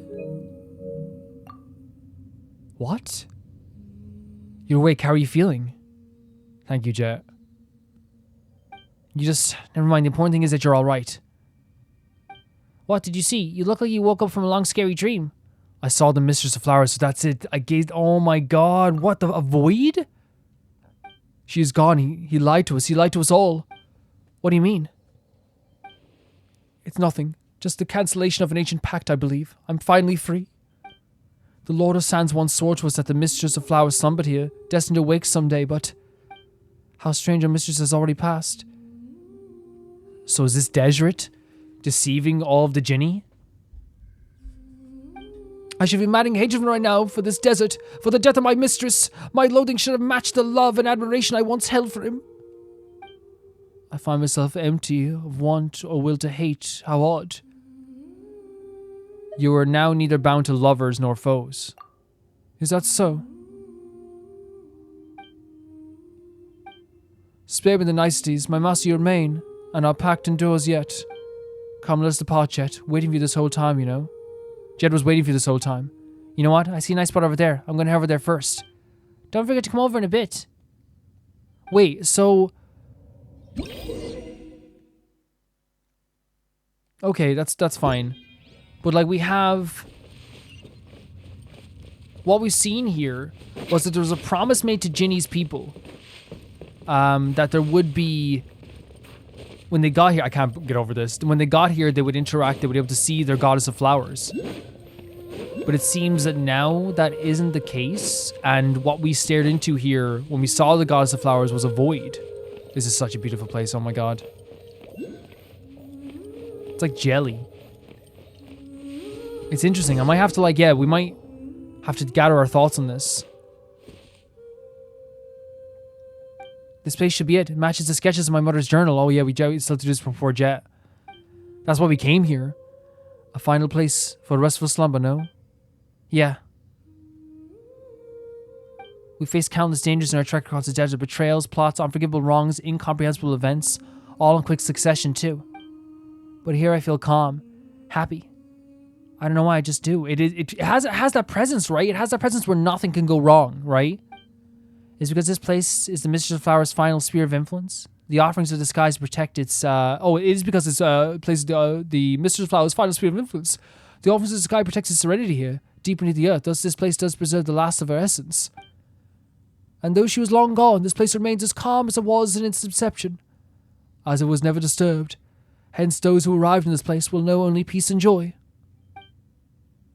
For the Mistress, once the guardian of the maddened monks and lost wanderers, to them, this place was indeed a paradise they called home. Jet has to be feeling so much after this entire quest. Holy hell. Jet quietly... Oh, I hit the mic. I'm so sorry, guys. Jet quietly sets her mother's notes down and lays Jabral's axe by its side. Now, as if they never parted. So beautiful. Such a beautiful sentiment from Jet here and from the game itself. Oh, I did not mean to shoot that. Jet, are you okay? Farah's notes. To my dear Jet, loveliest of daughters, 1,000 hugs and kisses to you. May the unchanging moonlight grant you 1,000 blessings, and may the blazing sun smile upon you alone. I imagine that you'll be a bright, beautiful young lady by the time you read this. She's very bright, yeah, and she's very lovely. Know that I'm here this night. I imagine your future beauty, my intellect and looks, and your father's stubborn tenacity combined. So true. I imagine you wearing the graduation gown of the academy. Why would they do that? I imagine you proudly standing at the head of our own household. I see Gabrielle and myself full of joy at the wonderful life you lead as we grow old together. I know what you're thinking, you bad girl. You're thinking that you should read these words out loud so you can embarrass me, Be that as it may, I'd like to see you see those things, these things, hopes and blessings that I wrote down, and that I imagine a lovely, happy future for us. It does feel kind of strange if you think about it. I mean, this was supposed to be an academic notebook, but it ended up being full of my hopes and dreams for you. Is this how mothers are? So sentimental? Still, I wish that the day would come when we all proud of each other. Though destiny might render us a little sand dune a wreck, and though all the lovely expectations that we hold may be lost, I hope that you can look into my eyes and tell me that even with my lack of experience as a mother, ours is not a relationship defined by regrets. I'm sorry that I wasn't able to give you the best family, but I'm glad that I could be your mother and Gabrielle's wife. Really now, just as I'm writing this, little one, you are making a ruckus in my arms, painting your own face with ink-dipped dark hands. Do you mean to become an artist? Or a wandering desert demon that should keep your mother's nightmares at bay? Alright, sleep now, my baby gazelle. Allow me to pen this song down that shall send to you in peaceful dreams. May you remember it just as you remember me. O stars high above in the wasteland, O nightingales weird from the day. It is time to take off your crown of roses, cleanse yourself from the wine made of grapes. Sleep, sleep. The eternal oasis welcomes the lonely wanderer, and here the crisp spring flows, and the memories are forever sweet. Sleep, sleep. Yon golden slumber summons thee. Wandering sand, drink not the bitter salt water, for the sorrows tomorrow have gone away. Wow. The academia thing broke me, man. It was just like this little thing that hit something in the heart. And I think it is just a message of be what you want to be, and that's what her father wanted as well. I'm lost for words right now. It's like time forgot how to flow and everything stopped. I don't know why. I can't even gasp in astonishment at all that's around me here because all I feel is peace. Look at this. For my parents to slumber here alongside our fallen goddess. Though I wish they had never left. I truly wish they could stay here eternally, never to be forgotten in the passing of time. So sad. When we first entered, we disrupted the fragment's power and broke the device that long maintained the equilibrium here. This place is destined for ruin, to be swallowed by the sand sooner or later. When that time comes, the fading power that our mistress put forth in this oasis perpetually will dissipate. This is inevitable.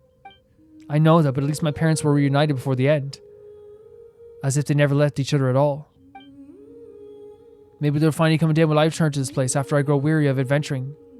And after I've left every place that I regard to be my home behind. At this point, I think I'll just say I'm back. And lay down between my parents and join them for a grand old nap. I love this girl so much. I would die for this girl. So easily. But the day is still far away. Right now, Gabriel is probably wondering, probably happily, not smiling because his face is always blank. But Paimon, sure he's happy. Thanks, Paimon. And you too, Wonder. Thanks for walking this path with me and fulfilling this willful, cherished desire of mine. But I'd like to have a bit of alone time with my parents. Don't forget to come back to us, alright? You have a home with us whenever you want it, by the way. Don't worry about me, I'll catch up. I mean, isn't my time to settle down here yet, is it? Of course. No, always with us have a home. I would speak to you if you're inclined to hear onto my sayings. So we have to speak with Lilypar as well. She's a good child, my master, she is. I knew this from the start. Though born to beastly brutality and as slight of wit, her survivors are astute beyond compare. Again, it's like, oh, she's became something because even though she's a desert dweller, she perceives who it is who wishes to see her hurt. Upon sensing such intent, she gives her all to retaliate without mercy, regardless of how much intimacy may lie between. Still, she does not know the schemes woven against her. She doesn't know yet that the home she seeks is the thing most hollow. Master, if you care for her, then protect her well. I always will. Always. I mean, it's just on my part, of course. You may take it to be, I don't know, perhaps you might consider it unworthy atonement of one who was once a mother.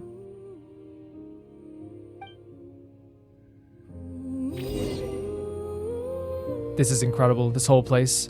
I'm still like trying to think, we'll probably gather our thoughts at the end of the idea of like the void of the face that we saw in there. Maybe it's that it's no longer here. Maybe that the idea of this place is no longer here and like maybe it's gonna die, possibly.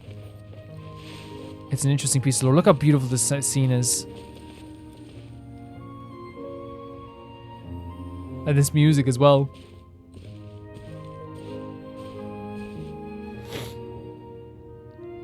This is such a beautiful place.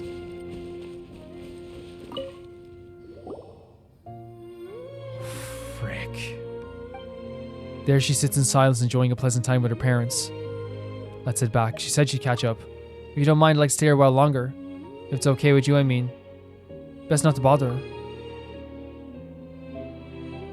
She said she'd catch up with us. Wait, we have to, okay, we have to force her along.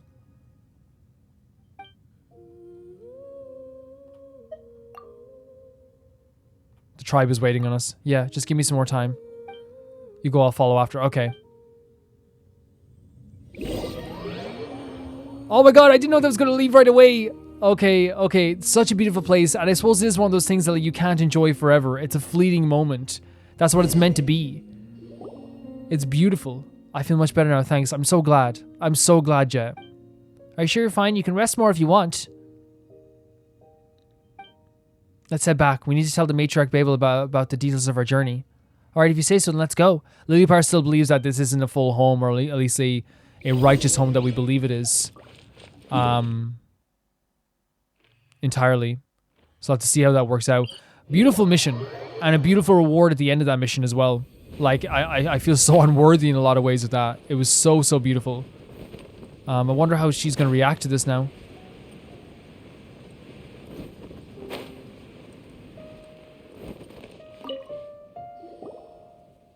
We're back in an intact matriarch, Babel.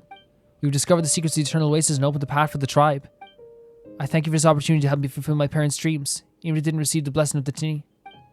Please, child, there's no need. I've always held your hopes close to my heart. To be able to fulfill the desires of the young is my duty as the matriarch. Thank you. Well done, Jet. Now is a matter of Azarik. Your judgment was accurate. Oh, your judgment was accurate. He's undoubtedly a traitor. Wait, so you knew Azarik would betray you? No, I suspected him at first and spent most of the journey watching him. Yeah, we saw this. I just didn't expect him to reveal his true intent so soon. Matriarch Babel warned me, but I choose not to believe him. I choose to believe him at the time, so she knew. Here, proof of his collusion with the Fatui. Oh my god, that's... Yeah, because that's why she was watching him like a hawk the whole time. Please don't be sad, Matriarch Babel. I long suspected his disloyalty. It's a shame to get a chance to end him personally. And as such, high hopes for him too. But now with the tribe facing increasingly treacherous circumstances with the loss of 2 individuals, I invest as much time and effort in. I must count on you, Jet, to help me in matters both great and small going forward. She sees a lot in Jet. So what you're saying is that Jet has got a promotion? Congratulations, Jet. Only Paimon, after a bunch of people have been killed, could be like, oh my god, a promotion. Promotion? That's not a word you hear in the desert very often. Yeah, it's Paimon. Paimon's the best. We desert dwellers aren't so hierarchical. In the end, they who govern more affairs will be the one to bear the greater authority. Jet, the future of the Tanit now rests on your shoulders. Don't let the tribe down. So you're saying I'm truly one of the Tanit now? Oh my god! Do not be deceived, child. I've always seen you as one of us. Whatever happens before, you are a daughter of the Tanit. And the truth of our consanguinity will always run your veins. That is so beautiful. That is so... But it's like has an undertone of sadness with everything that happened today. Thank you, Jet. This is what Jet wanted. Paimon feels like we forgotten to mention some suspicious things we saw. Do you remember seeing anything suspicious? Oh, the traitor's letter. Yeah, you had something with the Fatui. In Azarik and Adiv's correspondence mentioned that the reason they turned to traitors is because you showed favoritism towards Jet, who is a traitor's daughter in their eyes. I wanted to serve as an inheritor to your duties. Aside from that, you also seem to be actively culling those who work with those you call Northerners. Or maybe she was like, okay, yeah. Yet you once relied on these very same traitors to strike deals with the Northerners. Now the jargon of your people eludes my understanding, but I'm curious to what the words you just spoke meant. Yeah, she killed all the people who all worked with the Northerners that she once wanted them to work with are all gone. Esteemed Lilliput, allow me to offer my deepest apologies for the inconvenience and misunderstandings you must have experienced. But the survival and prosperity of the Tanit can only be sustained through multilateral trade. That includes those who hail from the north. Preoccupied as I was by the multitude of matters surrounding the tribe, I was unable to foresee the treachery these northerners harbored. Later I would discover that the dangers they represented far outweighed the benefits they offered. But by then, I could only take to removing the traitors within our tribe that had turned to them first. This is also why I needed Jet. Her ability to swiftly and efficiently cleanse the tribe of traitors is unmatched. Additionally, I deeply appreciated loyalty and capability. You never spoke of this. Because I knew from the start that you would return unharmed. Of all who inherit our legacy, you were the one I trust the most, Jet. Now it's hard, again, I'm just so hard to trust nowadays because of this stuff, you know? Your fearlessness, your fierceness, your cunning, along with your greatness and sincerity with which you treat your tribe and friends, they've not gone unnoticed. If my daughter had not been stolen from by the sands, I think that she might have turned out to be like you, unflinching in the face of all peril, one of whom even the desert could not smother. Stolen by the sands. So I believe in you and prayed for your silence. I'm so sorry for doubting you, Matriarch Babel. No, the fault is mine for incurring your doubt and mistrust. It is I who should ask for your forgiveness instead. It's going to take a lot for trust to be to me anyway, to be handed out. My apologies as well, my master. It seems my paranoia got the best of me. Well, it's good we all managed to clear the air between us. You are honored guests, Wanderer and Tanit. Will always be welcome. And the Wanderer and the Tanit will always welcome you. Sorry, I'm just so much dialogue. Esteemed master of the Jinni, whatever you may desire, I will do it to my utmost to fulfill, if you would only ask. Anything? Anything. Mora? Commemorative? Just offer a toast on my behalf at Jet's birthday celebration. Yeah, and don't forget to offer one on Piper's behalf too. Thank you. Is this one of your outsider traditions? Very well. I'll bear your good intentions in your stead then. Don't let us keep you much longer. Again, thank you for your help, O Master of the Jinni. May it be long before you visit us again. May it not be long before you visit us again. After all, we will need your guidance, and Lillipaw's also. Wow. And that's the end of Dirge of Bliqis. That was a long quest. I'm sorry, like, if I stumbled over a lot of words. I realized I was stumbling over words then. I think it's just because there's so much dialogue that, like, it was like, you know, running into each other sometimes. But there's a lot to discuss, and I won't understand everything. I really won't. But in the Dirge of Bliqis, the basis of what we got there from this whole story was, first of all, on Lillipar's side, I'm gonna go off, like, I might do the same thing I did yesterday if you guys like that. I don't know, like, and if you like that, guys like this going forward, where I come back after I've gathered my thoughts for a bit, and then we talk about it a little bit, like, we talk about the raw thoughts, and then I go off and get a drink of water, get a cup of tea sometimes, and you know, and before I record the next video, and go, okay, we'll talk about our thoughts on everything. But for what my interpretation of this now is that Lillipar, her last master, betrayed her.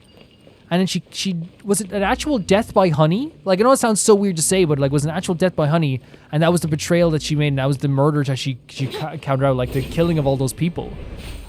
She felt like she was truly betrayed by them. Her people were told by King Desert that they would eventually be able to return to the sands, or return to the Eternal Oasis and meet their goddess in the face. But now that when we met the goddess, we stared into the face and it was nothing but a void. So she may lay there, might be her final resting place, but she's not there. Like, she is gone. She's not there in that Eternal Oasis. It is just a place that, from Lillipar's perspective, a place where, like, nothing can harm you. It is a place where nothing will go forward or backwards. It is a place where you can feel at peace, and that's why Jet felt at peace, and that's why when we went there, we felt this, like, overwhelm. I felt it too. It's like, no monster can harm me here. Nothing bad can happen here. I feel like this place is so comforting, even though it felt so weird at the same time. The story with Jet here as well, from my perspective as well, like what was happening was that they were trying to show a story of a character who was trying to find a home, but the home that she was finding was not the home that she thought it was. Very disgusting betrayal on the surface here that we know from Azarik. I don't know what Babel is doing here, because we know that she was working for Fatui. She explained it pretty well, but again, you never know. You never know, and it's hard to be trusting, especially when someone we care about. He develops a relationship with Jet to the point that, and this is why it's so disgusting, to the point that she felt like she could trust him, and she intended to marry her. He intended to marry her and then make her the leader of the tribe, and so that then he could basically marry her and become the leader of the tribe, so that they could do all the wrongdoings they wanted to do. That betrayal hurt her so badly, because she already felt like she was coming to terms with the idea of, like, my father's quote-unquote betrayal, because it wasn't a betrayal. It was like, what she sees is like, you left me here without seeing my mother. I didn't get to hear the rest of the story. Why did you leave me here? You promised that you would always you'd follow me everywhere. And now she has to deal with the idea of what an actual betrayal looks like, and also deal with the death of her father at the same time. And we saw her dealing with that as she was conversing about it with Paimon and everyone as well. We got to see a lot of amazing things along this journey. But really, the story of this whole thing, and what I think at the end of this is that the crux is that family does mean something. The way you treat your family means something. But there's also a value to be had in the honesty and the sincerity that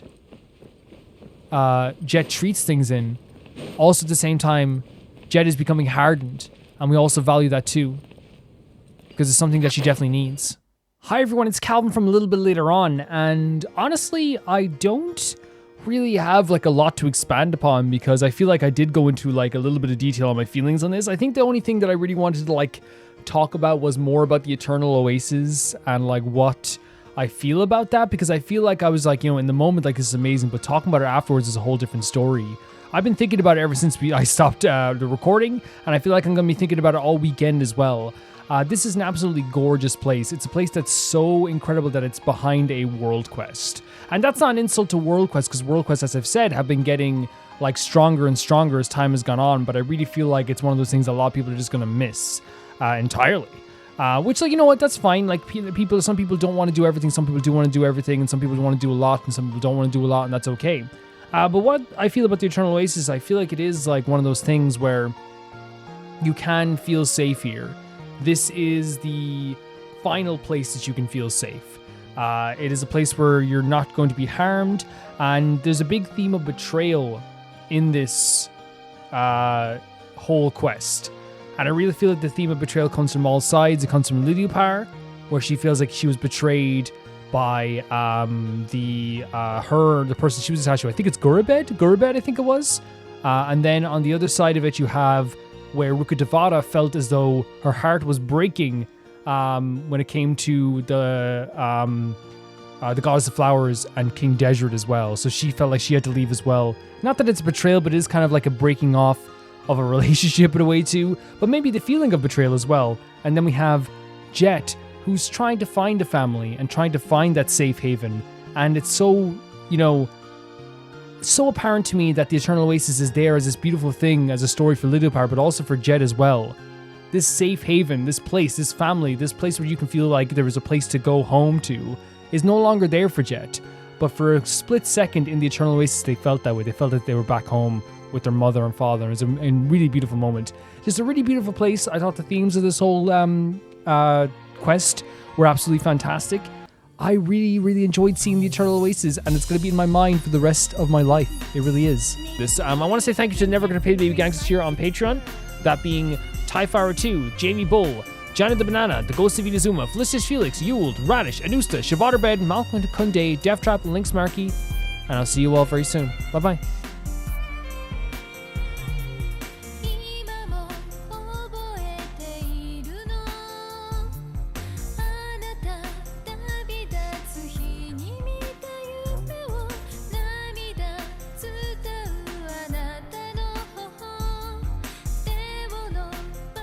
Store